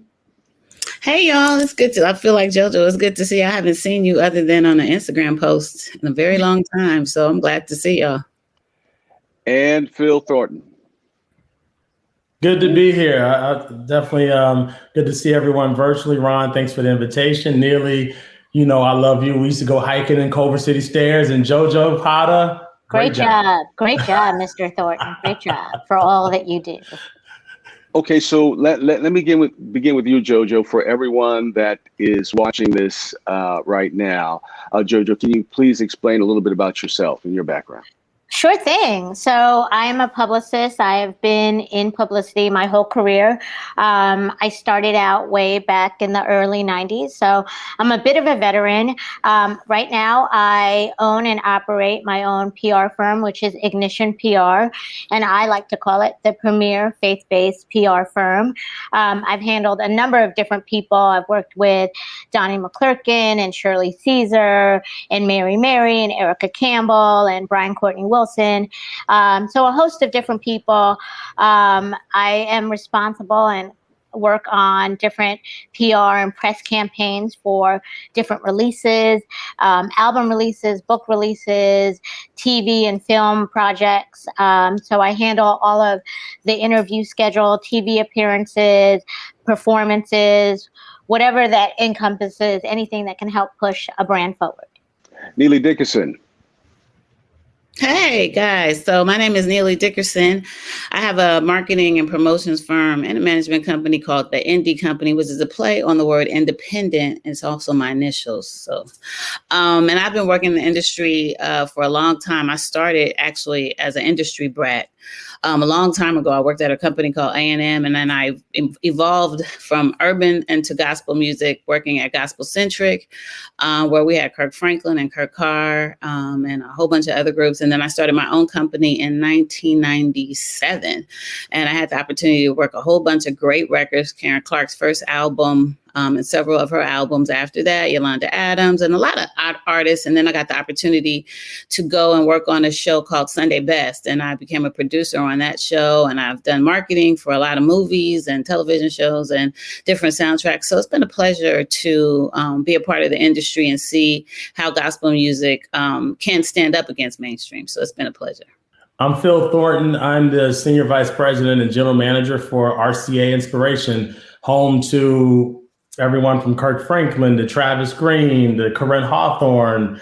We got a Hezekiah Walker, a lot of great people. I don't want to get in trouble by missing anyone, but we have some of the best in gospel music.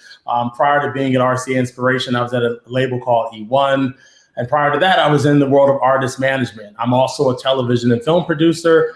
In the faith space, I did a show a few years ago with David and Tamala Mann that aired on BET, as well as TV One. It's a Man's World that we won an NAACP Image Award for that series as well. So that's me in a nutshell. Spreading gospel to the masses. We've been doing it through radio in the early days, through the church, where, you first got your taste of gospel music, choirs and soloists. And then, of course, it began on radio. And now, of course, we're moving to, as Phil said, television and social media and digital platforms. Where do you see it moving next? Let's begin with Jojo. Sure. Well, definitely, as with everything else, we're slowly moving around that curve where things are going entertainment wise, which I feel like is entirely digital. I think that our next area of conquering, so to speak, would be the streaming and the digital space. I think you've seen our music slowly start to grow digitally in terms of streaming and on YouTube and things like that. But I think entertainment wise and talent wise, I think you're going to start to see some growth on the digital world, but certainly I feel in the streaming spaces. I think it is yet untapped. I know that Phil was involved in something that was extremely successful streaming wise on Netflix recently with Voices of Fire. And so I think that is just an indication of where we'll see gospel and gospel talent and gospel music go. Neily?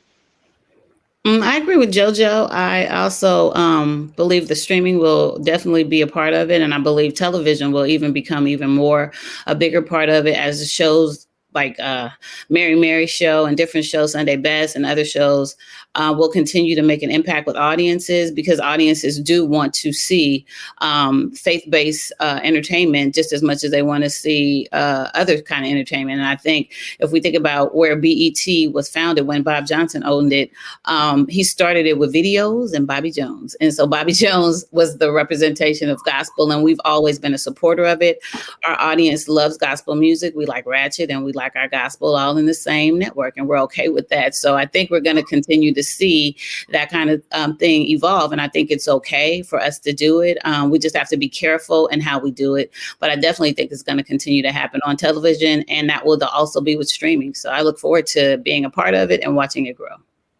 You know, you bring up an interesting point because when we talk to advertisers, when I first began doing gospel programming, most of the advertisers, when you talk to them about gospel, they had this image of the person with the matching hat, with the matching jacket, with the matching skirt and shoes, and that's who they viewed as being the gospel person. Why is it that it's so hard for gospel to get their foothold in, you know, just mainstream advertising and just in the mainstream?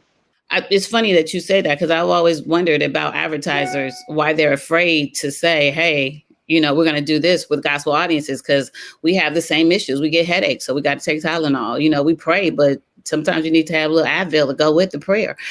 So I think what people need to understand, advertisers and marketing, as they develop relationships with people who live in the world and who live in the world, a play on both of those topics, we have the same issues. You know, we love God, but, you know, we have life to live. So I think as they become like, as a people of color, as they start to realize, oh, we're alike, they start to realize, oh, Christians, we're alike, and we have the same stuff. So it's their issue that we have to help usher them into our world, because it's not, the music may, the message of the music may be different, but the life of the person is the same. So take that. Yeah, I totally agree with Neily. I mean, I think that, you know, we need what I call more translators.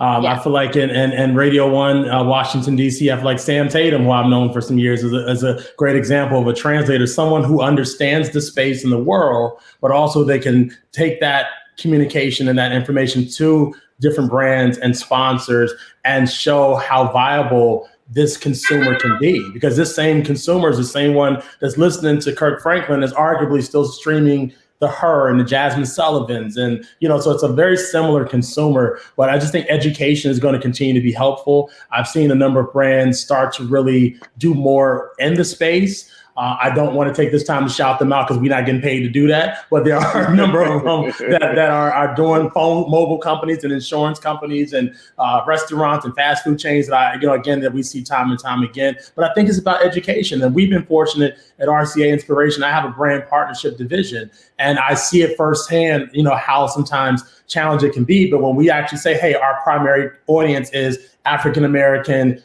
female, this age range, then it's like, oh, well, this is the same target that we're, you know, but again, it's just about really education and really just showing them that it's not about just the religious, because some people get fixated on that it's a religious aspect versus gospel music is for everyone. Every genre of music that we love was derived from gospel music.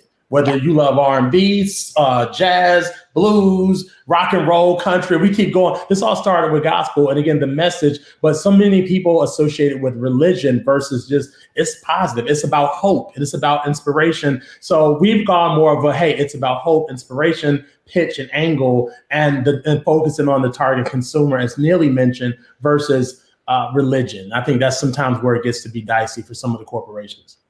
Yeah, and I want to add into what Phil said, because I think that's a good point, is that what our artists, I find, recently and currently are doing that's really great and helpful to that cause is bridging that gap with the mainstream world and showing that lifestyles aren't super different.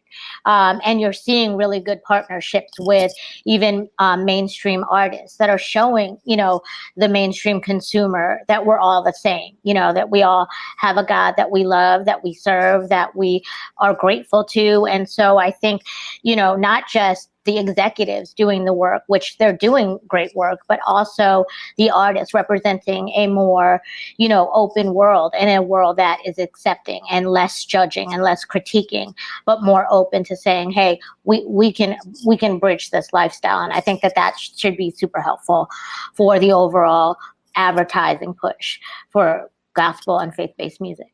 What I want to talk about next is how the gospel music has changed, the artists have changed. Phil, you spoke about, and of course, Neily and Jojo, you've all worked with some of the greats. You can name some of the great artists that have graced the airwaves, in the 70s and 60s and even in the 80s. But, now we're at 2021. And I want to talk about where the music is right now and how gospel is trying to reach that audience, that younger audience, and bring them along.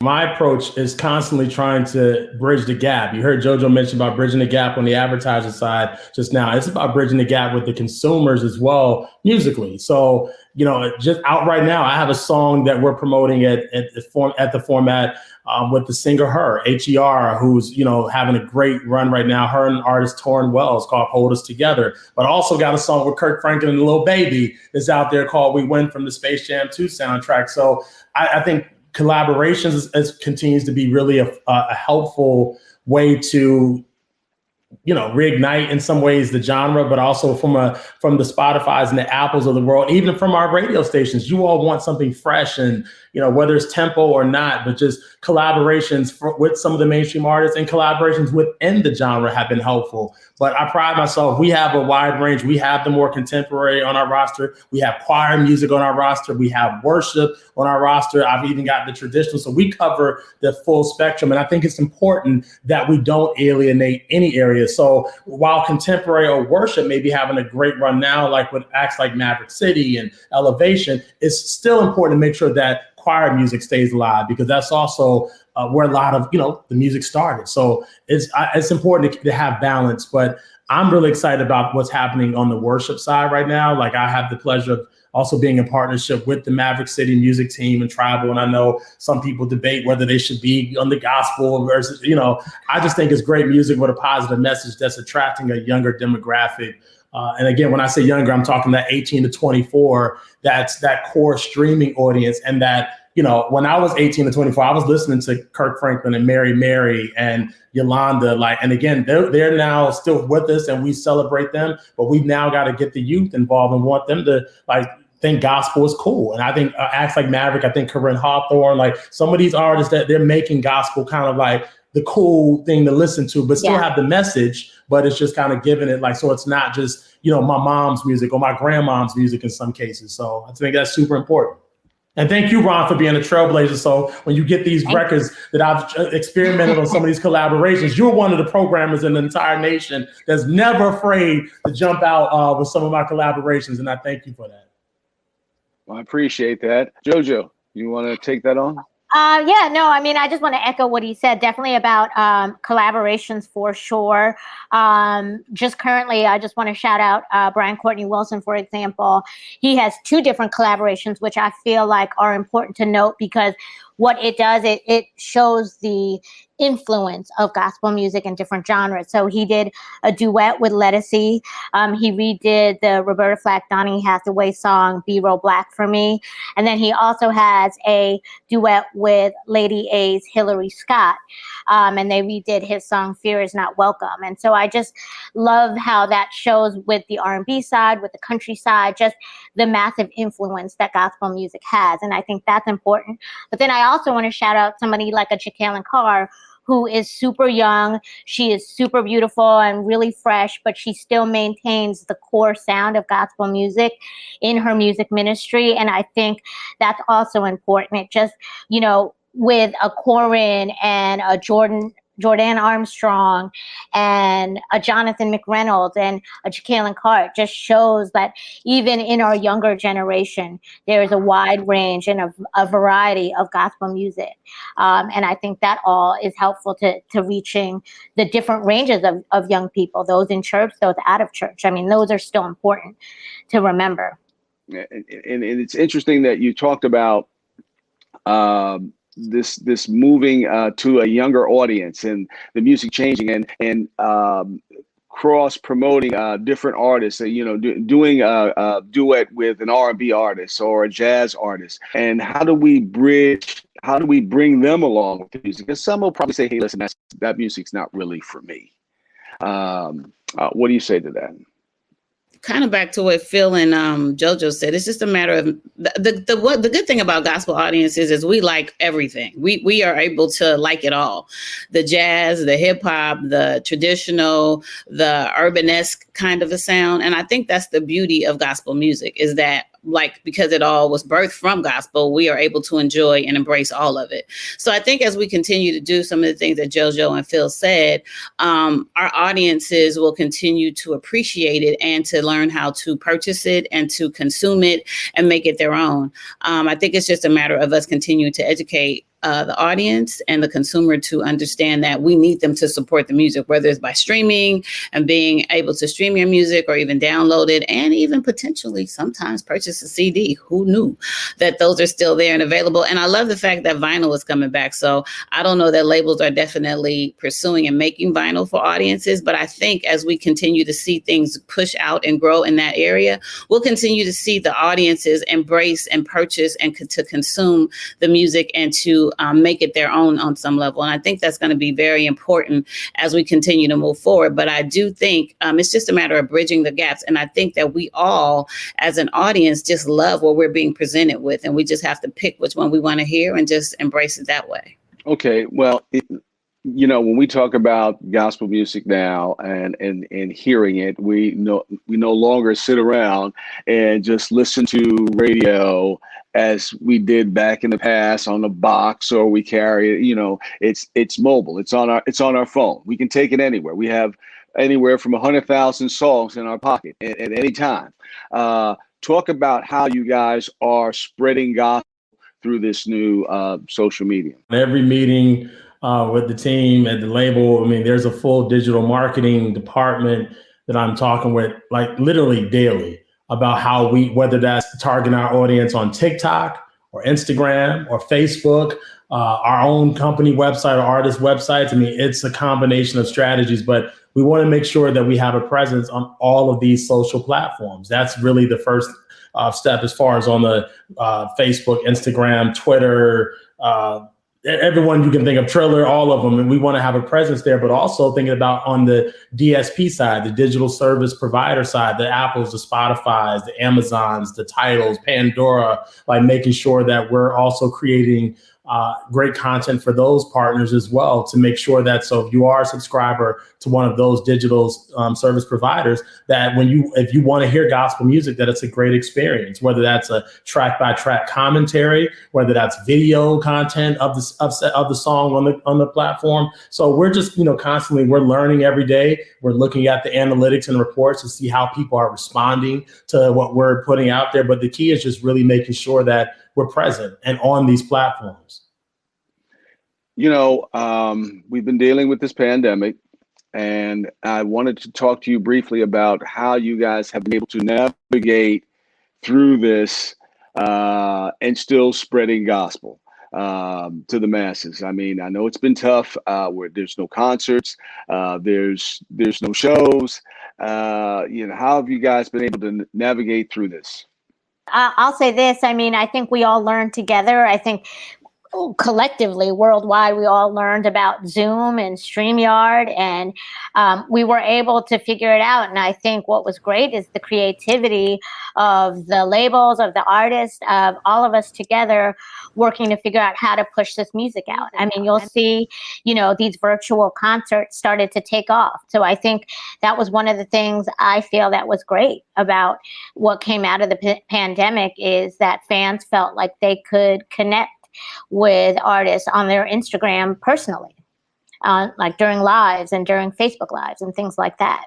Yeah, and to piggyback off what Jojo just said, I think the connection with the audience and consumers and the artists has made music kind of reminiscent of when I was younger. I'm really about to tell how old I am. Of when we used to buy 45s and we felt connected to the artist because we were so crazy. We would buy the single, and on the reverse side, it would be another song off of the same album we were going to go buy 4 months later. So I think what these different clubhouses and these different Zooms and different things have done is allow us to feel a little closer to the artist than we did before, and maybe own them in a different way. And I think ownership of what you love is important. So we feel connected. I think it has made artists, along with their labels and management teams, stay in the faces of the consumer and become connected to them in a different way. And I think that's really important. So I think the pandemic, as it has drawn families closer, has drawn the music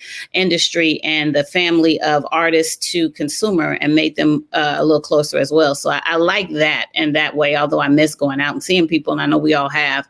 I think it has done that for us as well. Yeah, I endorse both statements. I mean, they pretty much covered it. I mean, we've had to get super creative on the label, and it was a little scary at first on like, how do we record, whether it's audio or video content. But I salute our artists for, not stopping this. I think this was even therapeutic and helpful to them to be able to still be able to record and create content that now has been released. I think back to when the pandemic first started, we were rolling out the Kiara Sheard album, which was like, okay, how do we do this? This was in April of last year. And we can't really do a promo tour. So we just relied on video content, socials, and key appearances, and having great partners like, Urban One in DC, that was supporting us out the gate, and just, doing phoners and hopping on Zooms and just meeting and greeting the people. And we did like virtual concerts, and, fast forward, Kiara, won a big Stellar Award for Contemporary Album of the Year and Song of the Year. And this was all music that we released during the pandemic. So it was a learning curve, but it also showed us like, hey, I don't have to be in the office 5 days a week. So that's another thing we're looking at and revisiting as a team and a company. Like, are we in the office 2 days a week? Because we've shown that we can still be productive and still communicate. So I think it's really challenged us across the board to really figure out what really means, what really moves the needle, and how do we just really better balance our time and everything. So I loved it. I mean, I don't love the pandemic, but I love that it stretched us to a point where we're now reinventing and rethinking how we operate in this business. All right, spreading gospel to the masses. We've got a couple of minutes left with Jojo Prada, Neily Dickerson, and Phil Thornton in closing. What would you like to say to any artist that's looking to get out here and get in this business and spread this gospel? Just, really really do the work. Don't be afraid to do the work. Obviously, if you want to be in gospel, God first. So don't try to, you got to keep him first and make sure he's at the forefront of your life and your message in the songs and your intentionality of what you're wanting to build. But really, it's about make sure you're authentic, do the work, and really don't be afraid to try some new things. Don't be afraid to evolve with the times and everything happening. So I'm really just excited about this next wave of artists as well as executives. So I'm encouraged, gospel music is still very much viable. We're still certifying gold and platinum singles at our label, not just of the catalog, but of the new artists. So it's still very much a viable genre of music. And I just want to encourage everybody and salute Neily Dickerson and Jojo Pata, who I've known for many years and have Great done job. amazing work. No, again, like these sisters have done amazing work and have really broken many of the artists that are household names and still here. That's longevity. So it's also a genre where you can really continue to be excellent and be in it for as long as you desire. But I wanted to take this time to honor and salute you both. So gospel music alive and well, and salute to Neily and Jojo. And thank you, Ron, for having me. Future artists and aspiring artists and executives, I would say, understand what your strengths are, because you're not going to get everything that everyone else gets. So don't chase what you see online. Don't chase what you see on the gram, right? Like, find where your strengths are and tap into that. I think that's the important part too. Hearing from God, hearing what you're called to do is the most important thing, I think, for anyone. It's instead of seeing what everyone else has and thinking, I'm going to do exactly that and I'm going to have the same success, really understanding who you are as an artist or an executive and then going for that. That's my 2 cents. Pace yourself, new artists, and have fun. Don't look at what everybody else is doing. Pace yourself, do your thing, become famous in your region, and just swell it out at your church in your region, and then just have a good time with it. Don't want to be like somebody. Just be totally you and enjoy it. So, and thank you, Phil. Great job, as Jojo said. Neily Dickerson, Jojo Prada, and Phil Thornton, thank you so much. I'm honored that you could be a part of this panel, spreading gospel to the masses. Hailing from Decatur, Georgia, Gwen Bunn is a Grammy-nominated, 2-time platinum-selling artist, producer, and songwriter. In 2017, Gwen worked closely on Rhapsody's critically acclaimed and Grammy-nominated album, Layla's Wisdom, where she was a featured artist on the album. Gwen specializes in emotions, aiming to hone in on the different areas and dynamics that come with it. Please welcome Gwen Bunn. Thank y'all so much for having me, man. Shout out to Urban One for supporting my record Between the Lines as well. Let's go. I'm happy to be here. I do a couple songs for y'all. Let's get it.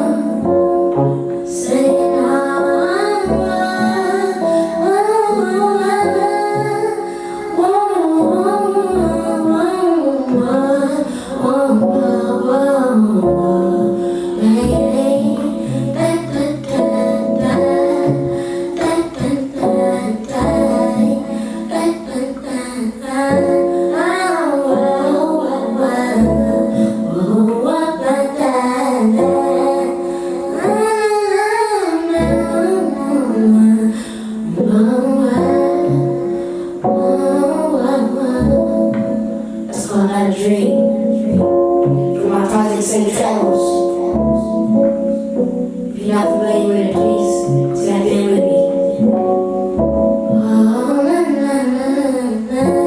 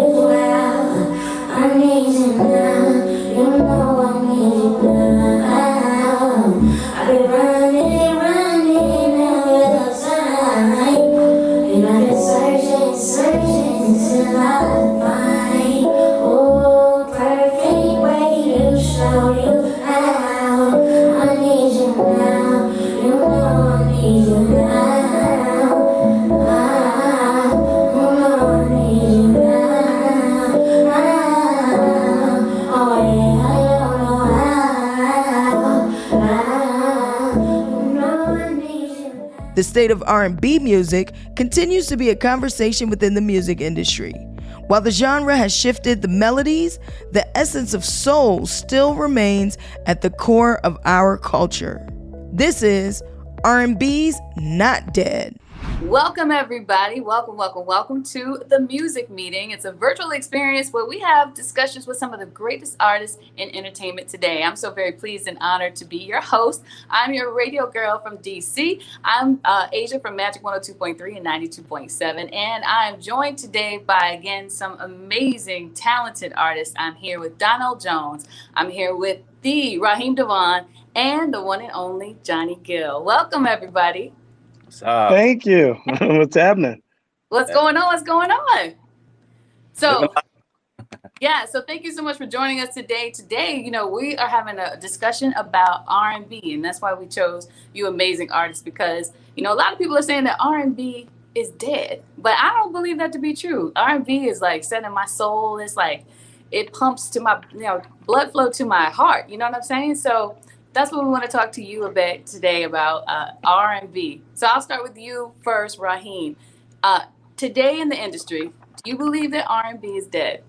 Absolutely not. I think in fact, with the way that the digital world works now, platforms like Spotify and Apple Music and whatnot, like you can really go down the rabbit hole and find a vast selection of different shades and tones of R&B and soul music, and the culture has shifted where everybody has their own kind of like fan base and community through the art of music. You know what I mean? So I think it's a great time for the R&B and soul culture.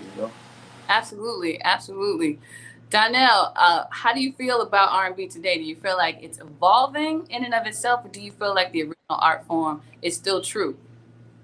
I feel like the original art form is still true. I mean, you still got brothers out here killing the game, some sisters out here killing the game like her, Raheem. You got a lot of people out here really pushing this culture forward. The only thing I would really say about the youngsters that's out here right now is just the fact that just the subject matter probably needs to be better. And the songwriting, but other than that, man, the music sounds good. The flow is right there. Melodies are great. So I think we're in a good place. We're in a good place. All right. So Johnny, the days of CDs have just been long gone. I would have asked you what's the top 6 CDs in your CD changer, but you'd be like, what kind of car do you drive? Last What do you find yourself listening to the most? Oh my goodness, everything actually. As a musician, that's what happens is it causes you're, just inspired by anything. I mean, we'll sit around talking junk, trash, and it's lyrics come up, ideas, concepts for songs, to music, to beats, to everything. I mean, you can be, that I'm inspired by. And when you talk about R&B being dead, I know in 2010, uh, coming back, I think the first single off of the Still Winning album was In the Mood. And that ran for a whole year, and that was during a time in the era where they were saying that R&B it was really struggling, and people wasn't really supporting it in that manner. But that song went for a year. We actually called radio and asked them if they could pull back because we was trying to get ready for another single. So, my thoughts are, if R&B is dead, nobody gave me an invitation to the funeral. Shit. I like that. I know that's right. I mean, Johnny, being a pioneer in the industry, what have you found some of your biggest challenges over the course of the years? Like when you are trying to create that new music, what do you think are your difficulties, if you have any at all? You're going to always have this thing that I've always disagreed with about being old school. Old school kind of puts you in a position that it's not even about whether the song is really great or not. It's just that they put you in this category. That's what has killed this industry. I think if you look at the industry and look at how things have been segregated as far as, contemporary versus traditional, and it's like, and I think that it has put a chokehold on people being able to just enjoy great music. If it's real, the one thing about a hit record, a hit song is it resonates with people. It's something that's magical. And I think a lot of times when you start to put a song that can only be played just in this format on this one versus this, and it's like, you find it, I feel that it's part of what has come back and became that's really a backlash to why the industry has been suffering so much with when it comes down to whether it's just R&B and whether it's just the sale of music, period. But we're now in the streaming world, and we get all of those things, and which I think is moving and pushing us forward. But I just wish that, because there was a time that when you just made great songs was just great songs where when it reached a hit was just a hit, it connected everywhere because everyone had an opportunity to hear it. I said, I see you nodding your head in agreement with Johnny. Do you often find yourself being categorized as old school also? All the time. I think it's just a word, Yeah. I'm a little bit older now, but I still make great music. It's really all about just putting your best foot forward, making the best music you can, and gearing towards your fan base, and that's what I do. Absolutely. I'm gonna tell you, I have like specific songs that I listen to from each and every one of you. Johnny, if I'm trying to get in the mood or whatever, I put on my red dress. I put on my sweet perfume. You know what I mean? Raheem, my haters anthem. I got that on blast. Like, haters, what? And Donnell, you speak to me all the time. Everything I'm going through, I'm like, let me listen to some Donnell Jones. So what's crazy? I'm sorry, Donnell. I'm sorry, but I don't mean to cut you off. Sorry, but Donnell, your name just came up. Day before yesterday, we were playing this game where we were playing music. I was with Janet, and we're playing this game where we had some of our friends on, and we just playing different music. And she got your song immediately because we only played like a few bars of it, and she was going, "That's my joint, because that's my joint." And we was like, "Oh, hey, wait, let's give everybody a turn, at least hear it." And she identified it right off the bat, and and it's so funny when I just saw you, I was like, "Wow, we was just talking about you." Wow. See, that's what I mean. Timeless, absolutely timeless. Yeah. So, Raheem, being an artist in the industry, do you find it more difficult to be signed versus unsigned? Like, what are your difficulties being an R&B artist? I think, being independent, it just gives you more leverage. It gives you more freedom to do whatever you want to do. So it's a lot more work involved a lot of the times, but it's worth it in the long run, It's worth it. You can kind of really just control your destiny, what you want to do. To own yourself. You know what I'm saying? There's somebody once said, treat yourself, don't beat yourself. Now, when you can own your work, your music, and have the opportunity to do what you want to do with it and roll with it the way you want to roll with it, yeah, it comes at a price. But at the end of the day, there's nothing sweeter when you can raise your hand in victory knowing that you did it and was able to do it the way that you saw it, doing based on your vision. That's amazing. Yep, I agree. Donnell and Johnny, having music from the 90s and 2000s, you know, a lot of people say that that was the golden music era, right? A lot of people say that was those were the real eras or decades that R&B kind of came out to its truest form. Now, I mean, that doesn't take away, of course, from the Marvin Gaye and all that other stuff. But I'm just saying R&B really hit us hard. I would be a little biased, obviously, because that was during that era where, you know, that we came up in that was just fun. And we didn't have video cameras moving around.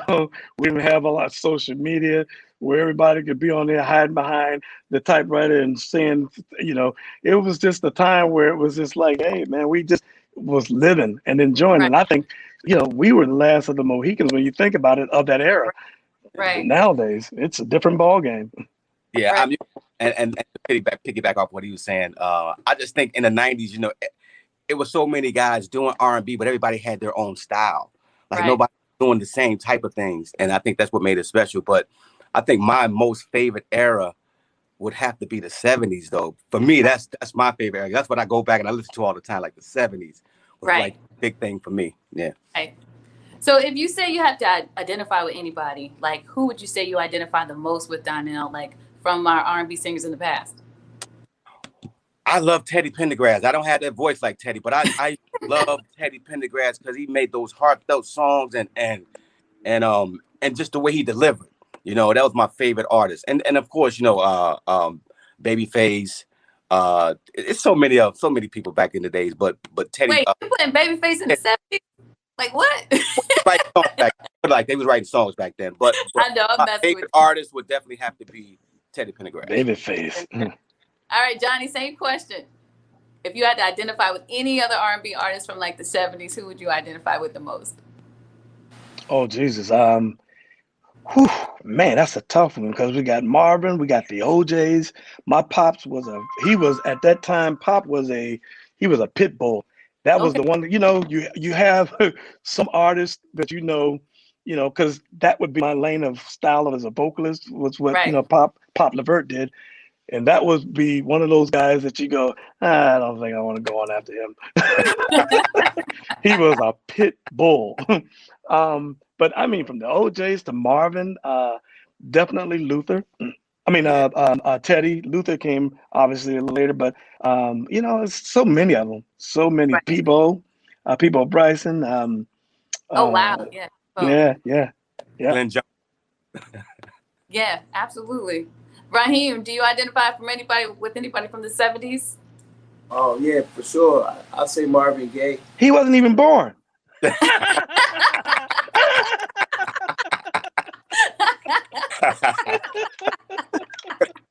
Yeah, don't let him trick you like that.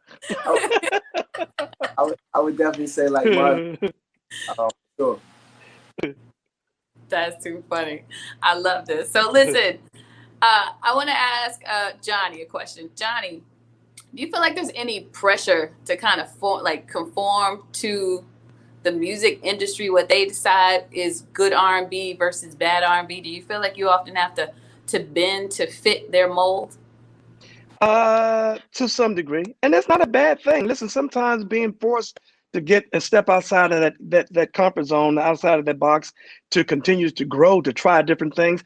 I mean, it forces your hand, but it's also can be looked at as a good thing from a creative standpoint, to be challenged, because you can get to a point where you just get into a place where you're just comfortable with what you do and what your lane is, but at the same time, and not be challenged to continue to grow artistically. So I don't look at it as a bad thing. I'm just like, okay, this is what it is. Okay, well, I like it, but I mean, if y'all don't like it, okay, back to the drawing board. Let's go.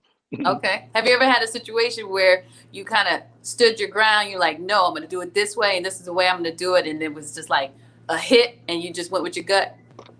Oh yeah, In the Mood. Okay. I remember when I did partners with a friend of mine, and I remember when we did In the Mood, they wanted to go with another record, and I was like, no, we're going. This is what feels right to me, and I fought tooth and nails, and obviously it went right straight to the top, number one. So, you know, it's sometimes you do have to go on the gut feeling, but you also got to be open and realize and be and willing to take open criticism. I mean, constructive criticism, because that's a part of what comes with it too. So not knowing, trying to act like you know everything. But I did my due diligence. It felt right for me, and then I just kind of watched and saw some of the reaction and did some research before I even decided that this is where we were going to go. But I stood my ground on what I felt that felt right for me. So. Right. I love that. I love that. Donnell, I'm going to ask you something similar. So you've been in the industry for a while also. Do you ever find yourself having to conform? Like, have you ever had to stand your ground and say, no, I want to do this song and this is the way I'm going to do it? To be honest with you, I never had that problem. I just do what I feel. I've done that from the beginning. All right. And I listen to new music. I listen to old music. I just try to find a way to bridge the gap. I don't complain. It is what it is. You know, I just love to make music, and that's what I've been doing for a long time. And whatever comes out of me is what I give to the public. I love that. I love that. Raheem, do you have any tips for any R&B artists, like how to navigate to do it by themselves, do it on their own? Do you have any advice for up-and-coming artists? I say the first thing, you just gotta have the courage to just start putting out music. And the trial and the error. I know it's a lot of dope artists out there that are just making music for themselves and never, put it out. So you just got to kind of put it out, start to build your own community, utilize the social media and different platforms to outsource it and build that community and build that following, and live performance is like our bread and butter, Right. Whether it's virtual performances or live performances, you got to kind of be prepared to do all of those things. And there's no time like the present, because if ever there was a time when people are really absorbing music and going back and listening to music and discovering new artists and stuff like that, like this is a time people they have time to do it, Mm-hmm. Do you think that technology has changed the game a little bit? You feel like it's more of an advantage, or is it to your advantage, or you feel like it's actually hindering you or hurting you at all? I feel like if you utilize it properly, it's a huge advantage, because you can do it's just a click of a button. You know what I mean? So, if you have content, it's just about it being edited and putting it on a schedule, and it's so many cool and innovative things that I've been seeing happen. Through social media, not just for music and what we do, but just content. Right. Right. So, to be able to live in a virtual space where, people will call and say, well, hey, if you don't feel comfortable coming, getting on the plane, what's the virtual package, or how does that work? Mm-hmm. So it's really just about being prepared for either scenario. Right. Absolutely. Absolutely. Donnell, how have you found yourself kind of dealing with the whole virtual world nowadays since COVID? Do you find yourself doing a lot of at-home concerts? Do you find yourself doing a lot of virtual concerts? I haven't done it. I'm not interested in the virtual concerts. I mean, to be honest with you, I love being in front of my fans. I love touching people. There's nothing more special than that. I mean, I just can't. I've tried it and I didn't like it. Just being in front of a screen and trying to. It's not the same. It's not the same as being out there and seeing those people, feeling that energy. So, I'm happy that things are opening back up and, I'm back on the road again. Right. And what are your thoughts about technology? Do you feel like it's a helpful advantage for you, or do you feel like it's a hindrance? I think it's very helpful. I mean, when I came out, they were sending in fan mail, and we had to open each and every, so now they can hit us up directly. I think it is a blessing and a curse, because now it's made it where everybody thinks that they can do what we do, and it's kind of watered down the music a tad bit. Okay. Technology to me is not a bad thing either. I mean, it all challenges you, and I just think at the end of the day, sometimes you do have to be challenged to continue to grow. So can it help? Can it be a great help? I think to some degree, it's just the one thing I just always tell everybody is that we can't. Listen, it's so great to try different music, to want to try do different things, not be pigeonholed, and be able to be free to do what you feel that and express yourself artistically. But it's just never losing the essence of who you are. That's the most important thing when doing what you do. Try things, do things. That's important so you can continue to grow. But just when you know who you are and just not compromising that of who you are, you can build everything around you, and you should be able to do and have the right to do that. But technology has provided us opportunities also to try different things that we would probably never hear or think if it wasn't for it. So it all can work hand in hand. Right. But Johnny, you've been in the industry for a very long time. I mean, you started as a child in this game. So like, when did you think that you kind of found yourself, when you were able to say, this is who I am, this is who I want to be, and this is who I am in the game? I found myself when they gave me my first check, and I was like, oh, this works. That's my beat. Yep, this is who I am. It was all right by me. No,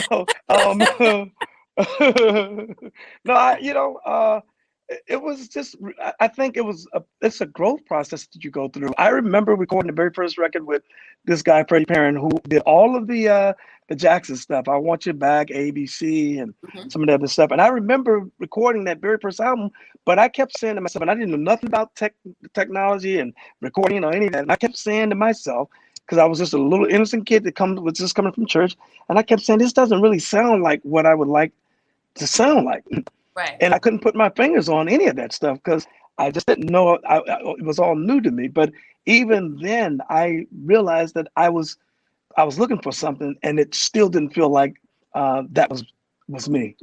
Right. You know, so over time, as time went on and started working with other people, and Linda Creed, who wrote Half Crazy, and some of the other writers and producers, then it started feeling like I was starting to find that it was starting to shape. And I was starting to feel, getting an idea and starting to feel like this is feeling a little more closer to what I was expecting as a recording artist. So, you know, it's growth, and it was a process. Right. Absolutely. Donnell, you too, you've been in the game for a while. When do you feel like, you know, you definitely knew who you were, what you wanted to leave your mark in the industry as? I think when I was doing my second album, shortly after my first album, I got with Eddie F. And when I started writing songs about my own personal experiences in my life, and like songs like Where I Want to Be, that's something that really actually happened to me. That's when I knew I had found myself, when I was able to share my truth with the world without being ashamed or without feeling some kind of way about it. Right. Absolutely. Where You Want to Be, Where You Are, all those songs. Yeah. Just like, love those songs. So absolutely. And Raheem? You know, I think growth in time, creativity, you know, so now I'm in a space of like, you know, it's always quality over quantity, you know. Was it difficult for you to make that transition to go from being in a group environment to a solo environment? Absolutely not. I think all experiences, you know, I look at it like high school, college, you know, universities, and, you know, preparing you for the pro league, you know. And so, you know, you take all those experiences and grow from them and learn from them. Absolutely, absolutely. And well, Johnny, you kind of went from individual to duo to group to individual. You kind of went through many different forms in the industry. Did you find it difficult making that transformation or changing over from the group to solo career? Yeah, absolutely. I mean, it was an adjustment. It was absolutely an adjustment.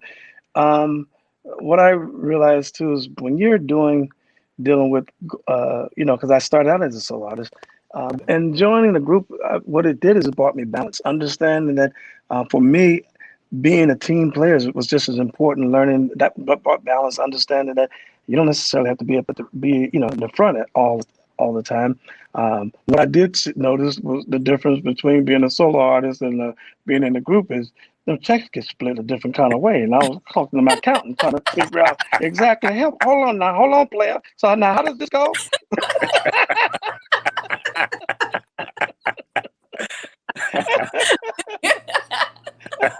But no, it was an adjustment. But at the end of the day, that's what I learned from that, and that's what the thing. If you ever look in all of the New Edition stuff, everybody would be fighting, trying to figure out who gets the first line of a song, who's going to be in the middle, all that stuff. If you ever look at most of the pictures, I'm always in the back. I've never been one that. I've always been secure, right, with myself in the sense of just understanding that. When you're playing with the team, when you're on a team, everybody has a role to play.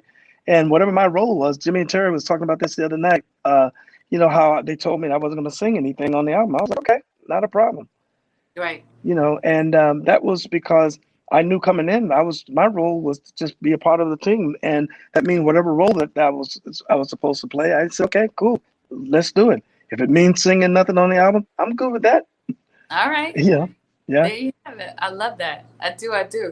Donnell, I want to ask you a question. Do you feel like the labels kind of show less priority to R&B artists over, the other genres of music?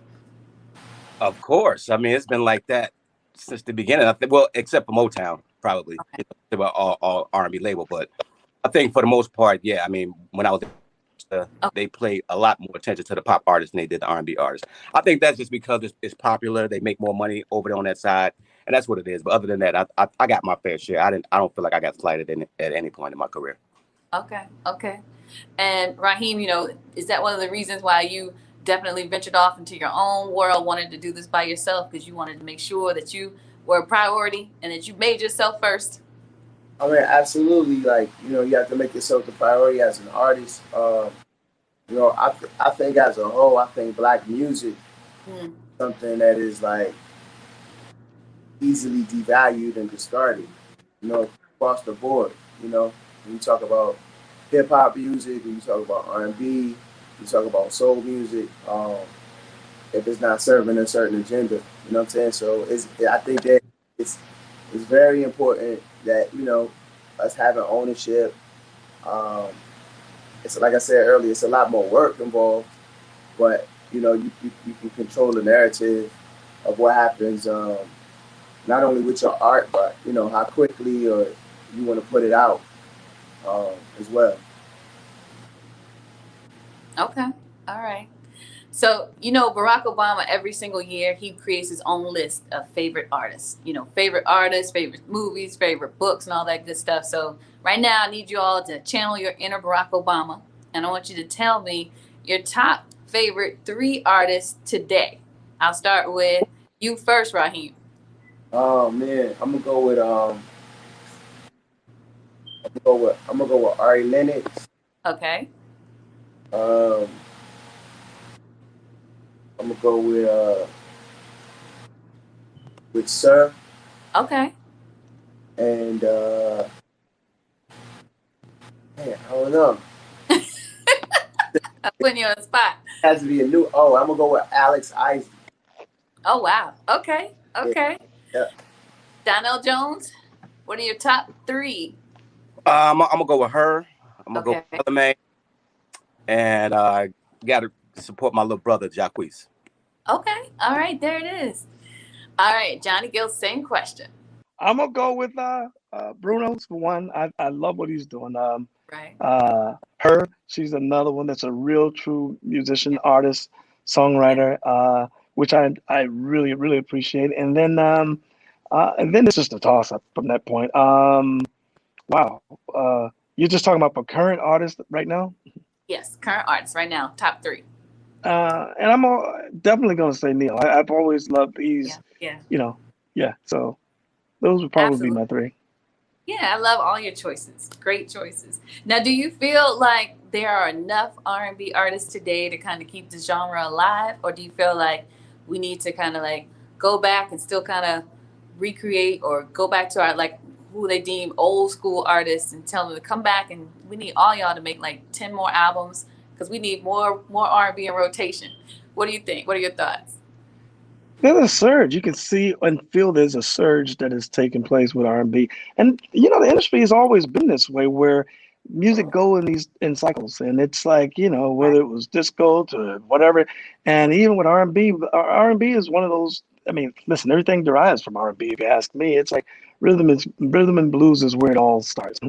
I think it just goes in different directions, but it always comes back and finds its way back, comes full circle. And if you look right now with some of the the acts that are out that are putting out music, I mean, it's R&B is never died. It's just that you could feel a surge of R&B right now, which is a beautiful thing. But my pops once said, Pop LeVert said, I remember he told somebody, he said, R&B is like the bastard of the music industry. It's like we're at the bottom of the totem pole. they won't show us on these award shows. They show all of the other stuff and categories, and when it comes to R&B, it's like he said, we're at the bottom of the totem pole. But the reality is that it's going to always be here, going to always be around, and for as long as we all continue to keep doing it and keep pushing it in their faces, I think that at the end of the day, we'll continue to uphold, do our part to hold R&B in the highest form and in the highest light. So I love that. Thank I you. agree. Either that next week, I'm gonna do a rap album and everything. Like I told you, my name is gonna be Let me hear you Jay spit a Skills. flow. Yeah. I'm trying to, make sure I fit and take care of everybody. So, Let me hear you spit a bar real quick, Johnny. yeah. How's that? That was nice. So, Donnell, I want to ask you your next question. Listen, do you believe that R&B should be kind of entered into subcategories? Do you feel like they're like different genres of R&B within R&B? I don't. I just feel like it should be named R&B. I mean, I think we already kind of segregate R&B so much already. You got neo soul, Right. so it's just so many of them. I think it just should be R&B, man. Love music, heart from the heart, and just give them somebody something to think about. Right. And Raheem, what do people mostly define you as? I know people have often referred to you as neo soul. Most people define you as old classic R&B. What are your thoughts, and how do you define yourself in the music industry? At this point, I guess I make millennial soul and R&B. Okay, wait a minute. Is that a new subcategory? What is it? Millennials? I figure that's what it is. That's it. Millennial, neo soul, and R&B. Yeah, millennial soul and R&B. Millennial soul and R&B. Okay, we got a new subcategory. I love that. All right, and lastly, I'm going to ask this question to all of you. What would be your advice to up-and-coming artists that you see now, the ones that are trying to be discovered on YouTube, the ones that are out here on the corners? You have a lot of, just especially in the DC and the DMV area, just a lot of artists on the corner singing their hearts out. What would be your advice to the babies coming up? I'll start with you, Donnell. I would say study the greats and never think that you know it all. Even today, I'm still learning about new things I could do with music. And believe in yourself. You know what I'm saying? It's not going to happen unless you believe in yourself. This is your dream. You got to make it come true. A lot of people are going to play a role in it, but at the end of the day, this is your dream. So get out there, study, and make sure that you believe in yourself. That matters. Raheem? I would say, equally, you have to be a student of your craft. You're going to hear a lot of no's. So you just got to, respectfully, you gotta be prepared for what you want and take what you want respectfully. And, the work that you put into it is what you get out of it. Make sure you got a proper team around you, and even on the smallest level, because, there's no I in the word team, not to be cliche. And and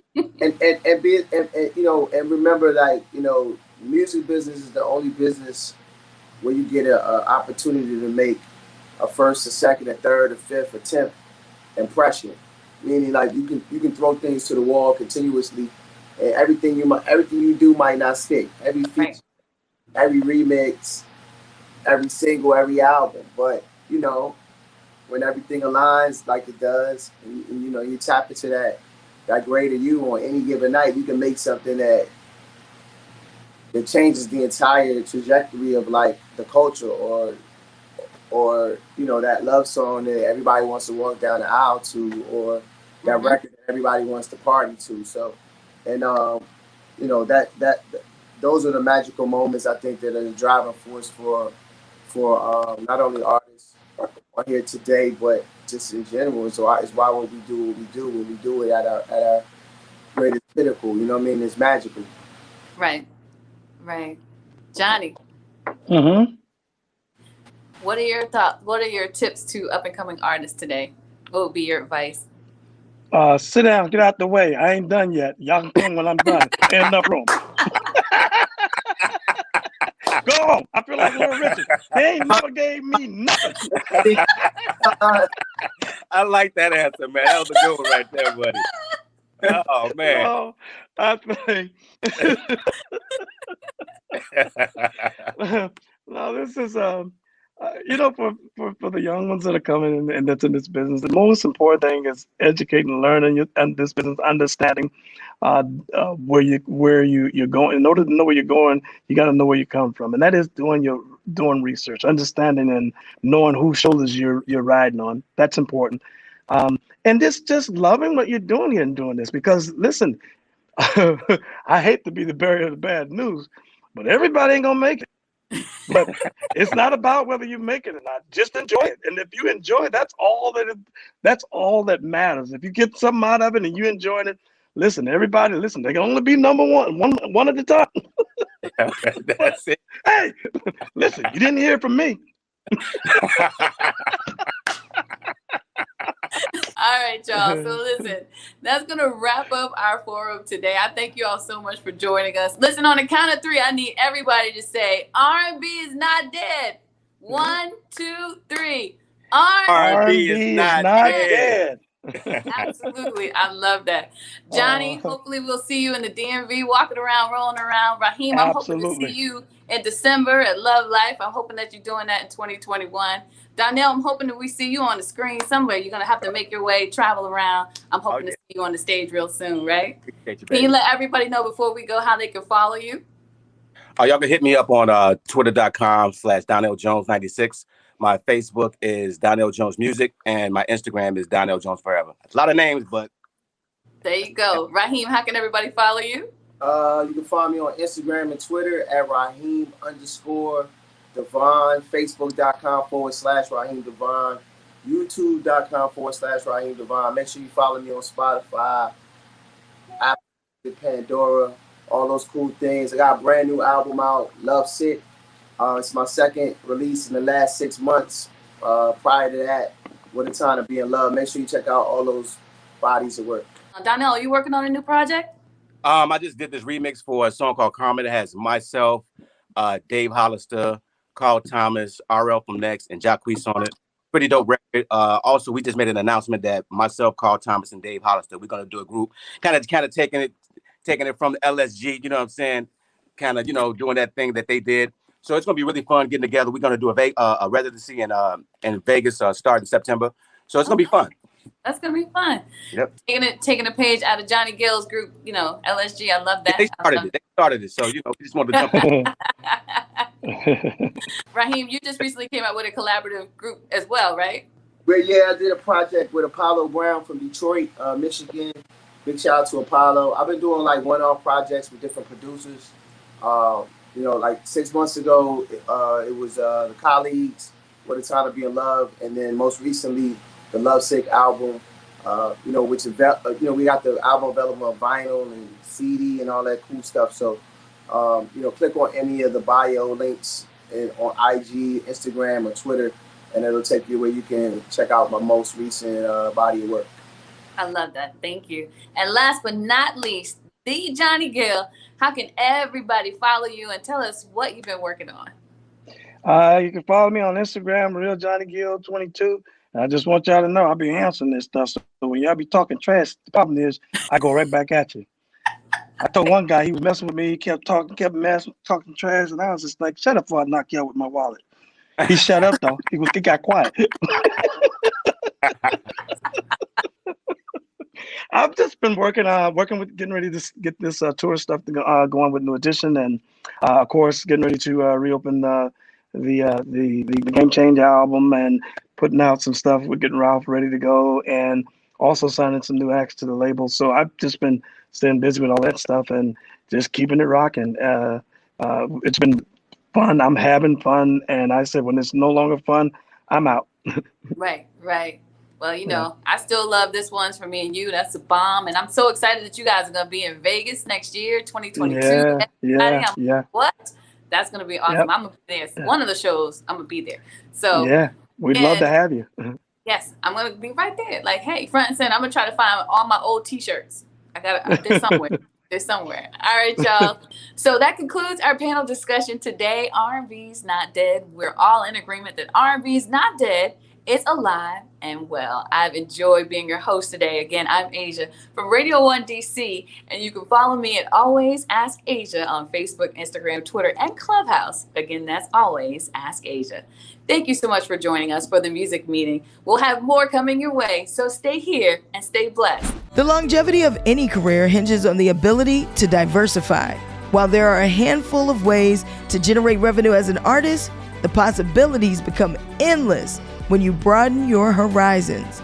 This is 360 Entertainer, building your brand beyond the stage.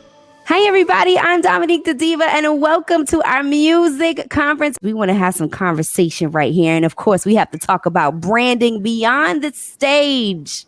Okay, now I've had the pleasure today to also have Big G on the line with me, Q Parker in here with me, and of course, the guy that's coming to daytime television here very soon again, always wearing a different hat as they all are, Mr. Nick Cannon.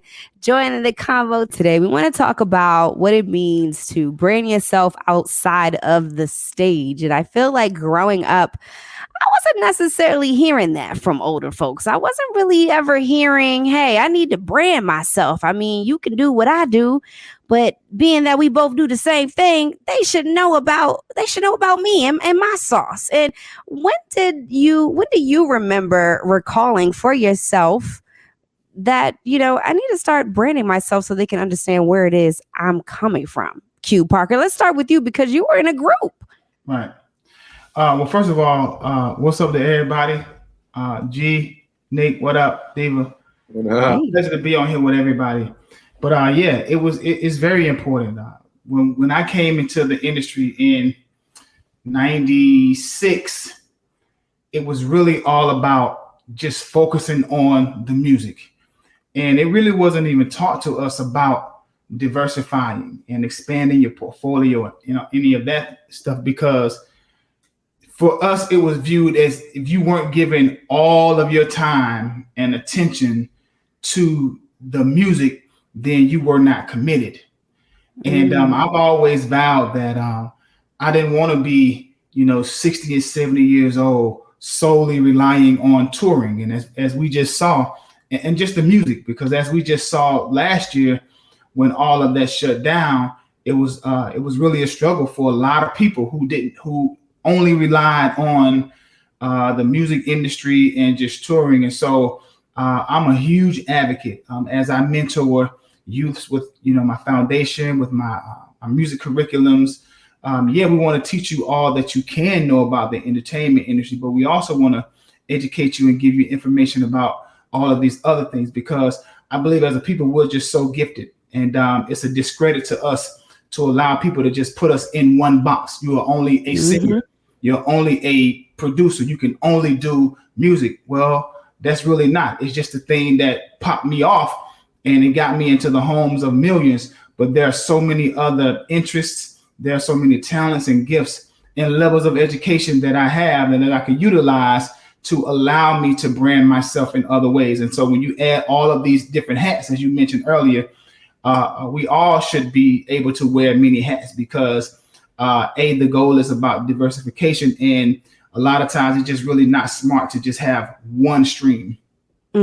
Absolutely. Especially after everything we just went through with the coronavirus and pandemics and whatnot. And one thing you mentioned, Q Parker, you mentioned about the level of education. And I really admire people like Nick Cannon, who, his name, Nick Cannon. And then you hear that he went back to school. He went to Howard University. So what do you say to someone that's like, okay, should I always be open to more education about, when it comes to my brand or their field?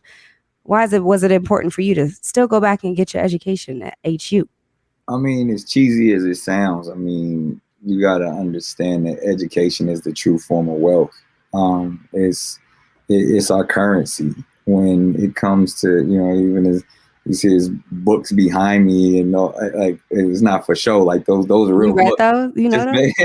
I try to read a book or two a week just to kind of just stay fresh, stay on top of it, and even just learning and understanding when all of us have kind of been in a scenario where we've had the opportunity to live out our dreams, accomplish things and pass stuff on to, you know, the next generation, whether it's through our art or through our efforts.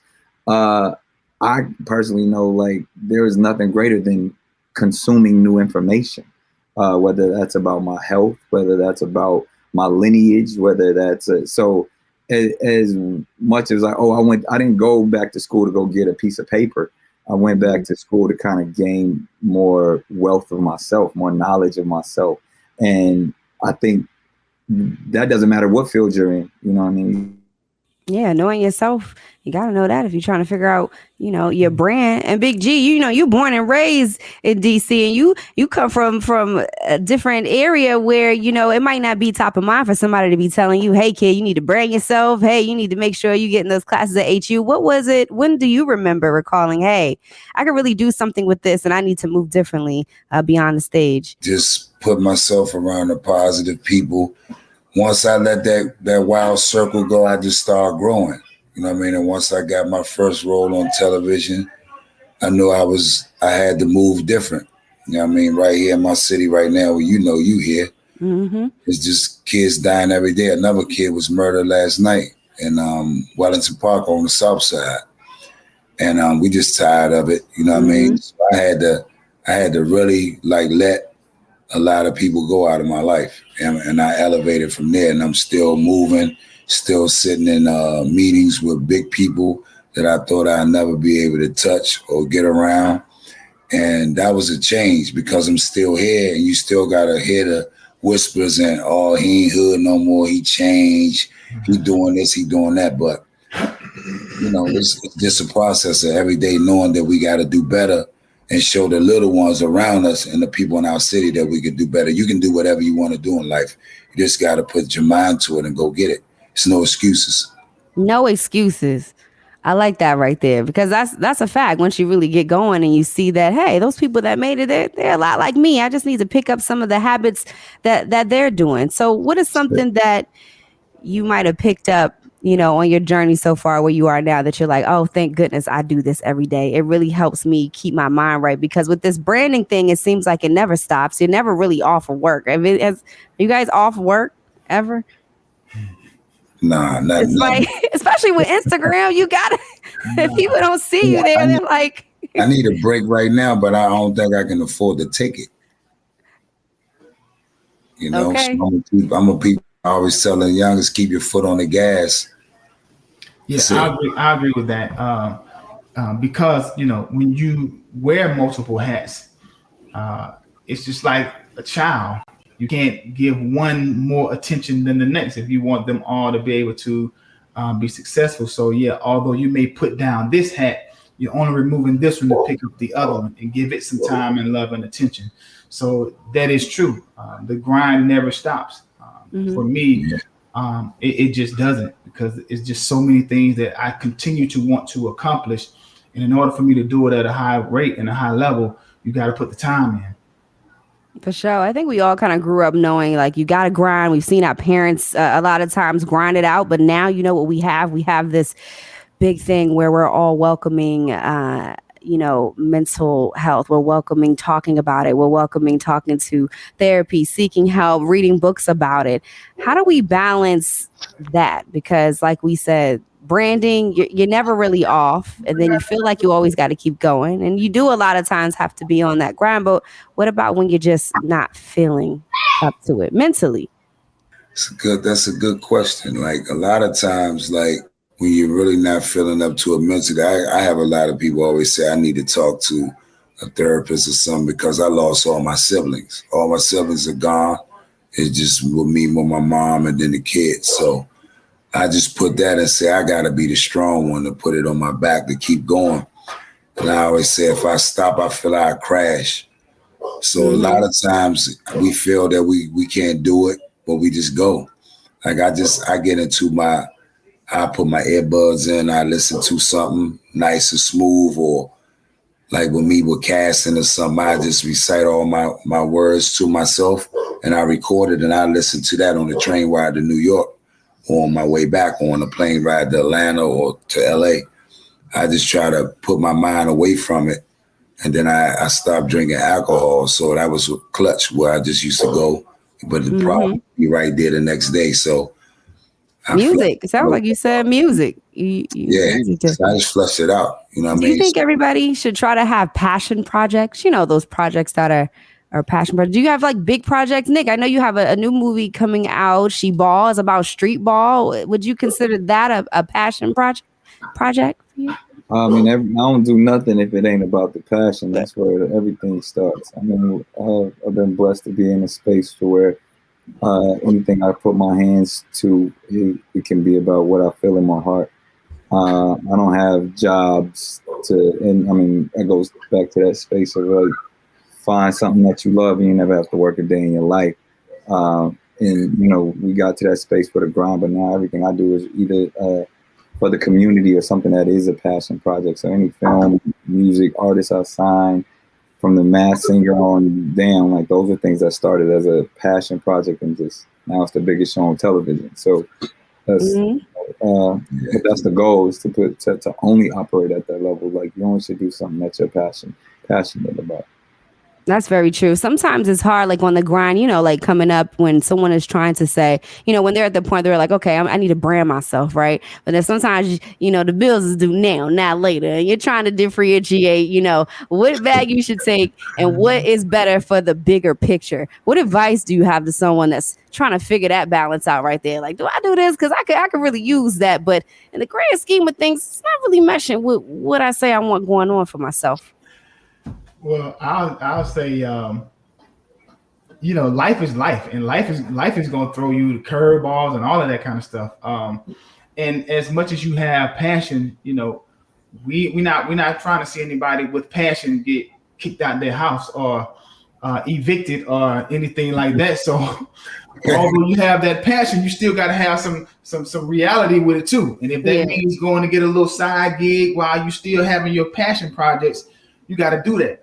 You know, you work to where you got to get to until you can do it comfortably in the way and in the time and in the space that you want to do it. But yeah, let's not be so on that passion, and then you struggling and needing to call your homie to slide you a couple of dollars. You know, that's a part of it too. That's a part of the grind too. That's a part. Like, I'm so passionate about what I want to do that I'll do this for the time being so that I can actually operate in the space of my comforts. Yeah, Q said, don't be getting kicked out the house and then calling me, okay? Because I ain't got it. That's what I'm gonna tell you right now. I don't have it. How do each of you decide, like, okay, you know, what am I gonna focus on here? What philanthropy work? How can someone decide exactly which way they want to give back if they're having a hard time trying to equate that? You know, because a lot of brands, you want to branch off and just show how multifaceted you are. And you want to pick, you know, something within your community that you want to show you give back to. What would you say to anyone who's trying to figure out where they should go with that?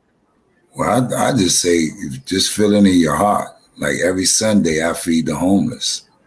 And I do Tent City. I do across from Dunbar High School, and I see people that I went to high school and junior high, elementary with, that's out there with a tent and a hot plate. And they say, gee, I respect you because you're not putting me on video. You're not judging me. And I just sit Indian style where I kind of got in a little altercation with a lady that she said I had to put on gloves to feed the homeless. And I was like, well, they just like us.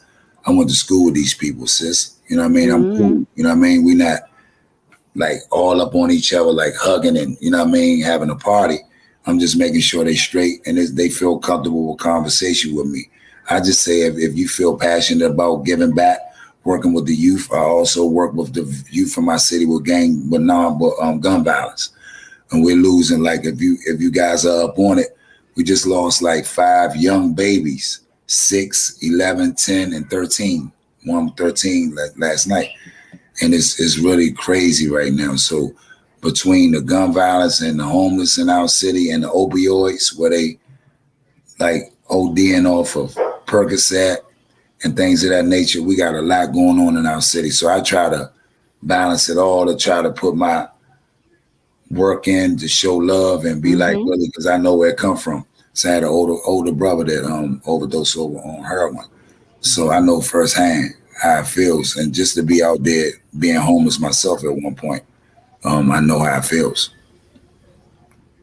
Thank you for sharing that, Big G. That's real. I guess really to just look at, your personal life and, take some of those things and apply that to, where you want to give back to your community, because that's a big part of it. Do you guys think longevity wise, those who do decide to brand themselves beyond the stage and really get in their community will have the longevity that they're looking for, no matter what field they're in?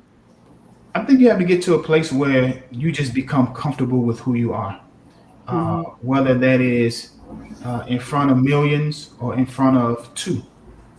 When you identify with, what you have been called to do and what you're truly passionate about, none of that, the stuff that we were introduced to becomes that important. I know for me, with the way that I give back through my Q Parker Legacy Foundation, I know had it not been for my community loving, supporting, pushing, clapping for me and cheering for me, I would not have had the firmness that I have to weather through ups and downs, contracts and shows, and in the group, not in the group, all that type of stuff. And so when I look at today's youth, I go right back to my community, and I know what the arts did for me. It gave me the freedom to get outside of my neighborhood. It gave me the freedom to go out and explore the world, meet people, achieve certain things. And so with all of the knowledge and experience and the wealth and all of that stuff that I've attained these 25 plus years, it's my duty and it's my responsibility as a Black man, as somebody in the community to give. I've always said that I'm a servant.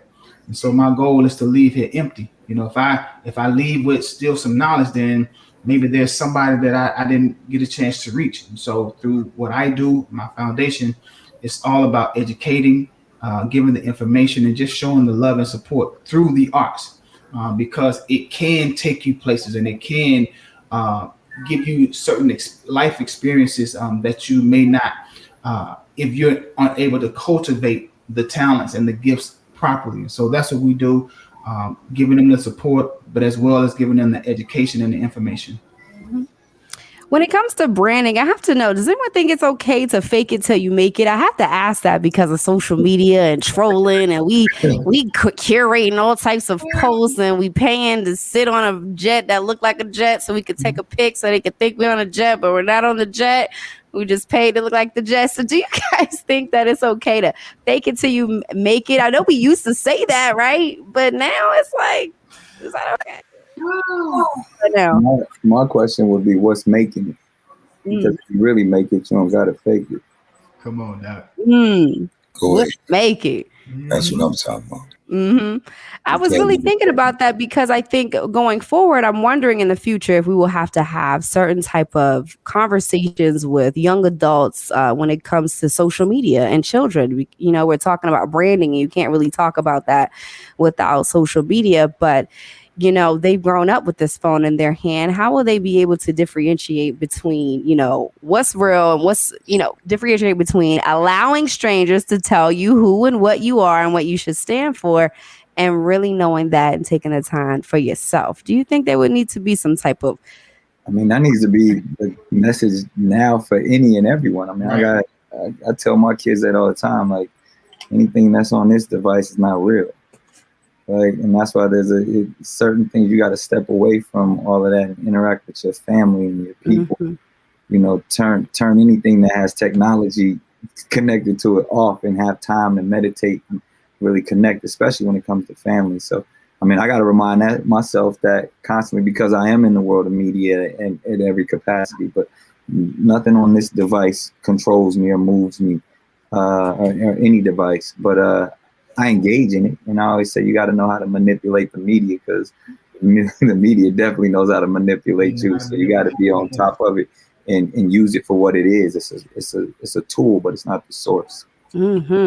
Hey, you could host some classes like that at HU, and you can have it. It's called The Tool and Not the Source. Professor in this class. I like that. Because look, I know you had to change your phone number or something going on. I've seen everyone FaceTiming you today. It's wonderful to have friends like Kevin Hart to just put your number on blast. Are you okay over there? I mean, the thing won't stop ringing, but we we get into it. We figuring it. I gotta figure out how I'm gonna get them back now. You have to get him back. You have to prank all of these people, and we want to check it out. How does it feel going into daytime television? I mean, I don't know. When's the last time they had a young black guy clean cut in daytime TV? Yeah, I don't know if it's ever happened. I mean, again, you know, the last time somebody probably shook up a space like that probably was Arsenio for late night. Mm-hmm. But again, it's knowing how to use the media in a way to where now we control the narrative. We're speaking for us. We're speaking to us. And, you know, no matter how big or small the platform, is kind of staying true to the message and staying authentic to who we are. So, you know, that's why I did my daytime talk show is just as valuable as this conversation, because somebody's going to get what we feeding them right now in the same way that somebody going to get that if we from a post that we put up or a song that, you know, we write. So it's just really like as this generation of Renaissance men and women, like just controlling our art and knowing that we all are. It's a paradigm shift going on right now that is empowering us in a way to kind of really be a part of the community on every level. Before it was only one black person doing this or one black person doing that. Now it's we everywhere. You know, it's more black billionaires now than it's ever been. It's more people that are starting their own businesses and owning their intellectual properties and understanding this process. So I'm just happy to be a part of the sauce. Absolutely. Thank you so much for taking the time out to be here today, everybody. And I wanted to ask you this too, because speaking of having a sauce and just being such a creative, it's a power that you have, and I can't describe the word, when you are a creative and you create something that's so amazing, and you create something maybe called Wild and Out, and you have so many fans that love this show. And for a moment, we didn't know what was going to happen with the show, and we just love our show so much. But as a creator, who knows that was a thought and something that was created out of your own brain. Yeah. How does that feel to know that I created this, and if I need to, I could do it again? I will do it again. I think more than anything, and then I'll send that out, you know, Big G, Q, you know, y'all family, y'all got to pull up. We start filming again in August. October. Hey. Yeah. So that'd be dope. Yes, yeah. I built something like that initially for my friends. I mean, we talking about, you know, Kevin Hart pulling pranks on me today and ordering billboards of me and me sending llamas to his house. Yo, me and that dude was eating top ramen together. You know what I mean? like, and it don't seem like it was that long ago to us. You know what I mean? So to be able to operate on a high level like that, I created Wild and Out for my friends like Kevin Hart and Cat Williams and all of these cats now who are brands beyond themselves. And when we can do that for ourselves and have ownership and operate on a level, I mean, I look at the guys that came before me. I mean, everybody from, you know, the Puffs, but even before that, when we look to the people like the Eddie Murphys, or even we go before that, the Gordon Parks, and before that, we go all the way to the Harlem Renaissance. Like, we've always put on for our people, and especially when it stays true and authentic, the community is going to connect. So I think as long as we keep putting on for each other, it's going to be reciprocal. That's dope. I had to ask you that because, you know, it is something with creatives, how, you know, you're trying to brand yourself and you want to make sure that your ideas are, you know, that you get credit for them. And then sometimes as you're working through things, when things go a certain way, it's a certain thing that we just have inside when, you know, when you're good at what you do. Big G, you know what I mean? You know what I mean? When you're really good at what you do and you like, now, wait a minute. Yeah. Like I salute you, Nick. I promise you, man. Like, just to watch everything you do and creating, how you just, your friends smile, and everybody has a wonderful time on the show. You know what I mean? And then you always push. What I really respect about you, how you always push all the young guys, and you just make sure they get the outlets to go get their own money and their brand and push, because a lot of people don't do that. You know what I mean? And you really are a real big person in that, and I respect you for that. That's love. I mean, I always tell Cuz that all the time. Chico, I always tell Chico, like, you were the right guy, man. He was like, Cuz, you have no idea. He's amazing. And I, you know what I mean? I salute you, brother. Nah, that's the fam right there. Yeah, for sure. And again, like it's just as we know, it's real respect's real, man. And when you get to a point, man, you just want to see the next cats take the baton and run with it. Run with it, yeah. We here now to just only give information because, you know, I've done everything I could ever want to do, man. I've been blessed beyond this world. It's so much I feel like I don't deserve it. So the only way I can pay it back is to make sure the next cat's got it. And you doing it. Yes. Absolutely. So lastly, we want to talk about, you know, intellectual property and things like that that's coming into play because, I mean, as things go on, people will say, oh, I came up with that. Every time you turn around, something premieres and then someone else a few weeks later is like, we're going to court because 2 seconds of that sounds like this. What have you learned in this industry when it comes to protecting your ideas, protecting your brand, protecting that thing that you do? That's yours. I mean, it's just about protecting yourself and just making sure. I'm always this guy that says, you know, if you're going to be a part of something, really be a part of it. And there were times where, you know, you would just only focus on the creative part of it, and then there would be other people doing the business stuff. But you know, it's just as important as being the creative. You have to understand the business and know exactly what it is you're doing so that you can be protected, so that you can have ownership, and that you won't be that person saying, yo, I created that, and then somebody else is getting the accolades or getting the credit for it. Credit, man, it's everything. And you want to be able to relish in the fact that you created something because this creation allows for the next one. It opens the doors for the next thing. And so you want to make sure that you are protected at all times. And so it goes back to what Nick said earlier, what we even spoke about earlier, the education and the information. Don't be a part. Don't be an athlete, a football player, but don't know if I get offside, how many yards penalty that is. If I get an interception in the end zone, is that a touchback? If I run it to the other end zone, is it a touchdown? Like I can't be a part of something and don't know all of the rules. And so that's the only way to be protected, to have the information and the education, so you always be protected. Indeed. Is there anything that you learned about money that you wish that you knew when you were, let's just put out an age of 23? That sounds like a fun age with money to me, because I feel like, you know, we might have a lot of resources now, more resources than our parents did. And so I think it's important to share financial knowledge with, you know, our brothers and sisters as everyone's getting money on the gram. But let's really talk about it. At this point, money is interesting now because, you know, there's only really there's only 3% of actual physical money in circulation. So when you ask about what money actually is, and then when you understand what money is only one form of measurement of wealth. And, you know, I'm coming from this Zen aspect of sitting on and looking with this bird's eye view. So when you hear me say money ain't everything, I understand when you got to pay your bills and that money needs to pay your bills. I get that, but don't let that money make you.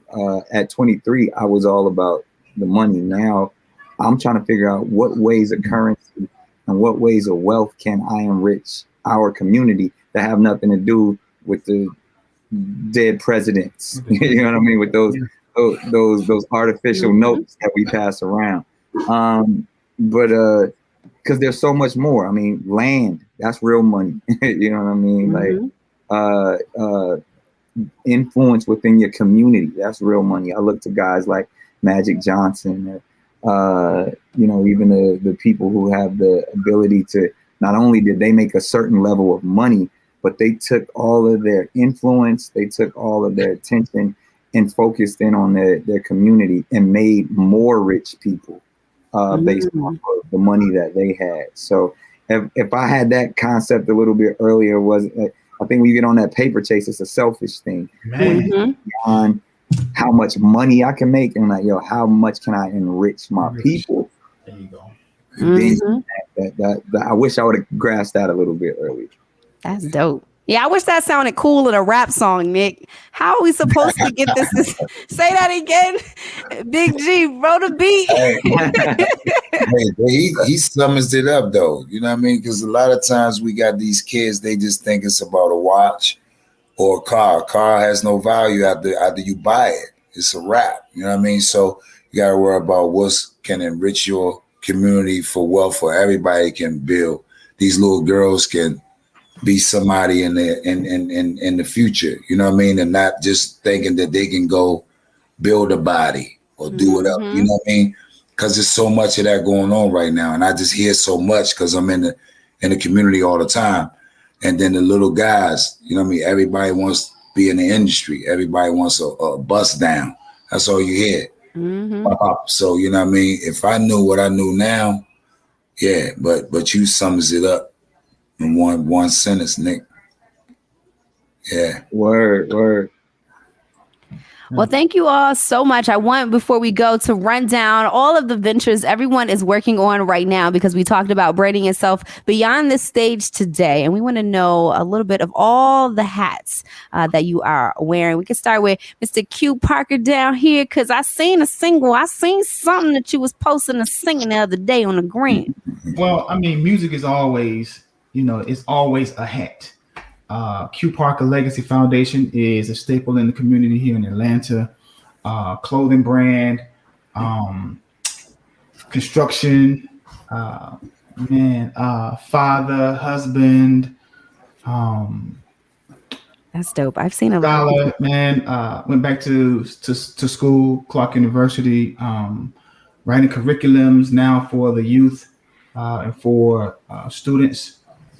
Working on a residency, so it don't stop, man. I'm even getting into construction. I was gonna say I've heard a lot of young men getting into that. Just build, like I'm a builder, I'm a carpenter, and so again, when I put off one hat, if I got a few hours, I'll go get some wood, man, and just start creating some stuff. Real estate. So yeah, I have a closet of hats, and so I try to make sure I'm putting them on regularly. Aren't we all? Thank you so much for wearing all those hats and still joining us today. Big G, big screen, big backyard. Where we going? Yeah, what we doing? Well, with our music, we just working on some fresh stuff, and I'm working on my documentary on my life. Let the world see it. Also, We Own My City, another HBO piece. I just got picked up with 2 episodes. It's 6 as the pilot series, but I got picked up for 2 episodes on that. Just doing a lot of stuff in the community, man, right here in D.C. Man, this is just a building block. Thank you, Big G. Look, it's not even for me, but just for the kids to be able to see you go from backyard to on stage to up the street, they need to be able to see that. And that is so dope that you have a big heart like that to still be around the way, as I like to call it. And lastly, Mr. Nick Cannon, you're getting rid of for daytime TV, a movie, and trying to change your cell phone number. Yeah, that's what I got to do. Shout out to Big G and Red Grant and stuff. I mean, I remember Red talking about that years ago, man, where, again, somebody else I came up in the game with, grinding and watching him come from DC and just, get his star going. But yeah, man, like I got a laundry list of stuff that's always going on. Everything from we've been doing morning, daytime radio for years. From all of the TV shows, Wildin' Out, Masked Singer, a couple of movies that are dropping. We actually getting ready to start a movie we're shooting in Atlanta in a minute, Q. So I'll probably catch up with y'all down there in the next couple of weeks. And then, like you said, daytime talk coming from Harlem in September each and every day. So it's we ready. We always got something coming. Putting out books and gear and all of that. So it's always something. Well, thank you so much, all of you, with all the many hats that you are. You're definitely branding yourself beyond the stage, beyond the screen, beyond the mic. And so we really appreciate you all taking the time to be a part of this panel today. Again, I am Dominique the Diva. Thank you all. God bless you all. We thank you so much for what you're doing for our community. And we'll be out supporting you, of course. A Los Angeles native known for her soulful voice, Leela James made her debut on the soundtrack of the 2000 Jamie Foxx film Bait on the song by The Roots called Work. Now, James cites legendary singers like Roberta Flack, Marvin Gaye, Gladys Knight, and Stevie Wonder as some of her influences. Her deep, rich, gritty vocals have drawn comparisons to Aretha Franklin, Chaka Khan, and Tina Turner. Here to perform her hit single, Complicated, from her latest album release, See Me, please welcome Leela James. Music is a major part of our lives, whether it sparks emotions or provides healing. Buckle your seatbelts and let's get involved. My name is Leela James. Hey. I want y'all to get y'all groove on with me. Thank y'all for taking this song Complicated up the charts, y'all, and supporting me. It's one of my favorite records off the new album. I hope y'all been enjoying it as much as I've enjoyed singing it to you. Yeah. Boy, something happens when we get together. You're giving me joy, a feeling that's forever. Baby, you know what you do when we get round each other. It's magnetic. Ooh, I want you. So what are we waiting for? What we gon' do? Don't make this complicated. Complicated now. Oh. You know you want it to. You know that I've been waiting for you. What we gon' do? Don't make this complicated. Complicated now. Oh. So what you gon' do? What you won't do? You know I really want you. And you want me to. I said I was your one only. If I gave every piece of my heart, what would you do? What you want, what you need, boy, I got all this love and it won't ever stop. So what we gon' do about it? Say we gon' be about it. What we gon' do? Don't make this complicated. Complicated now. No. You know that I've been waiting for you. What we gon' do? Don't make this complicated. Complicated now. So what you gon' do? You know I really want you. You want me to. I love you, baby. And I want you. I need you, baby. Yes, I do. Yes, I do. Yes, I do. Yeah, waiting so long. So, baby, be mine. Say you be mine. And I'll give all my love to you.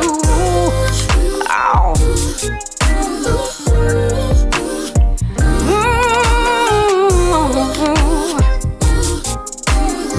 Make me wanna sing about it. Don't you love me? Come on, y'all sing, yeah. Ooh, oh.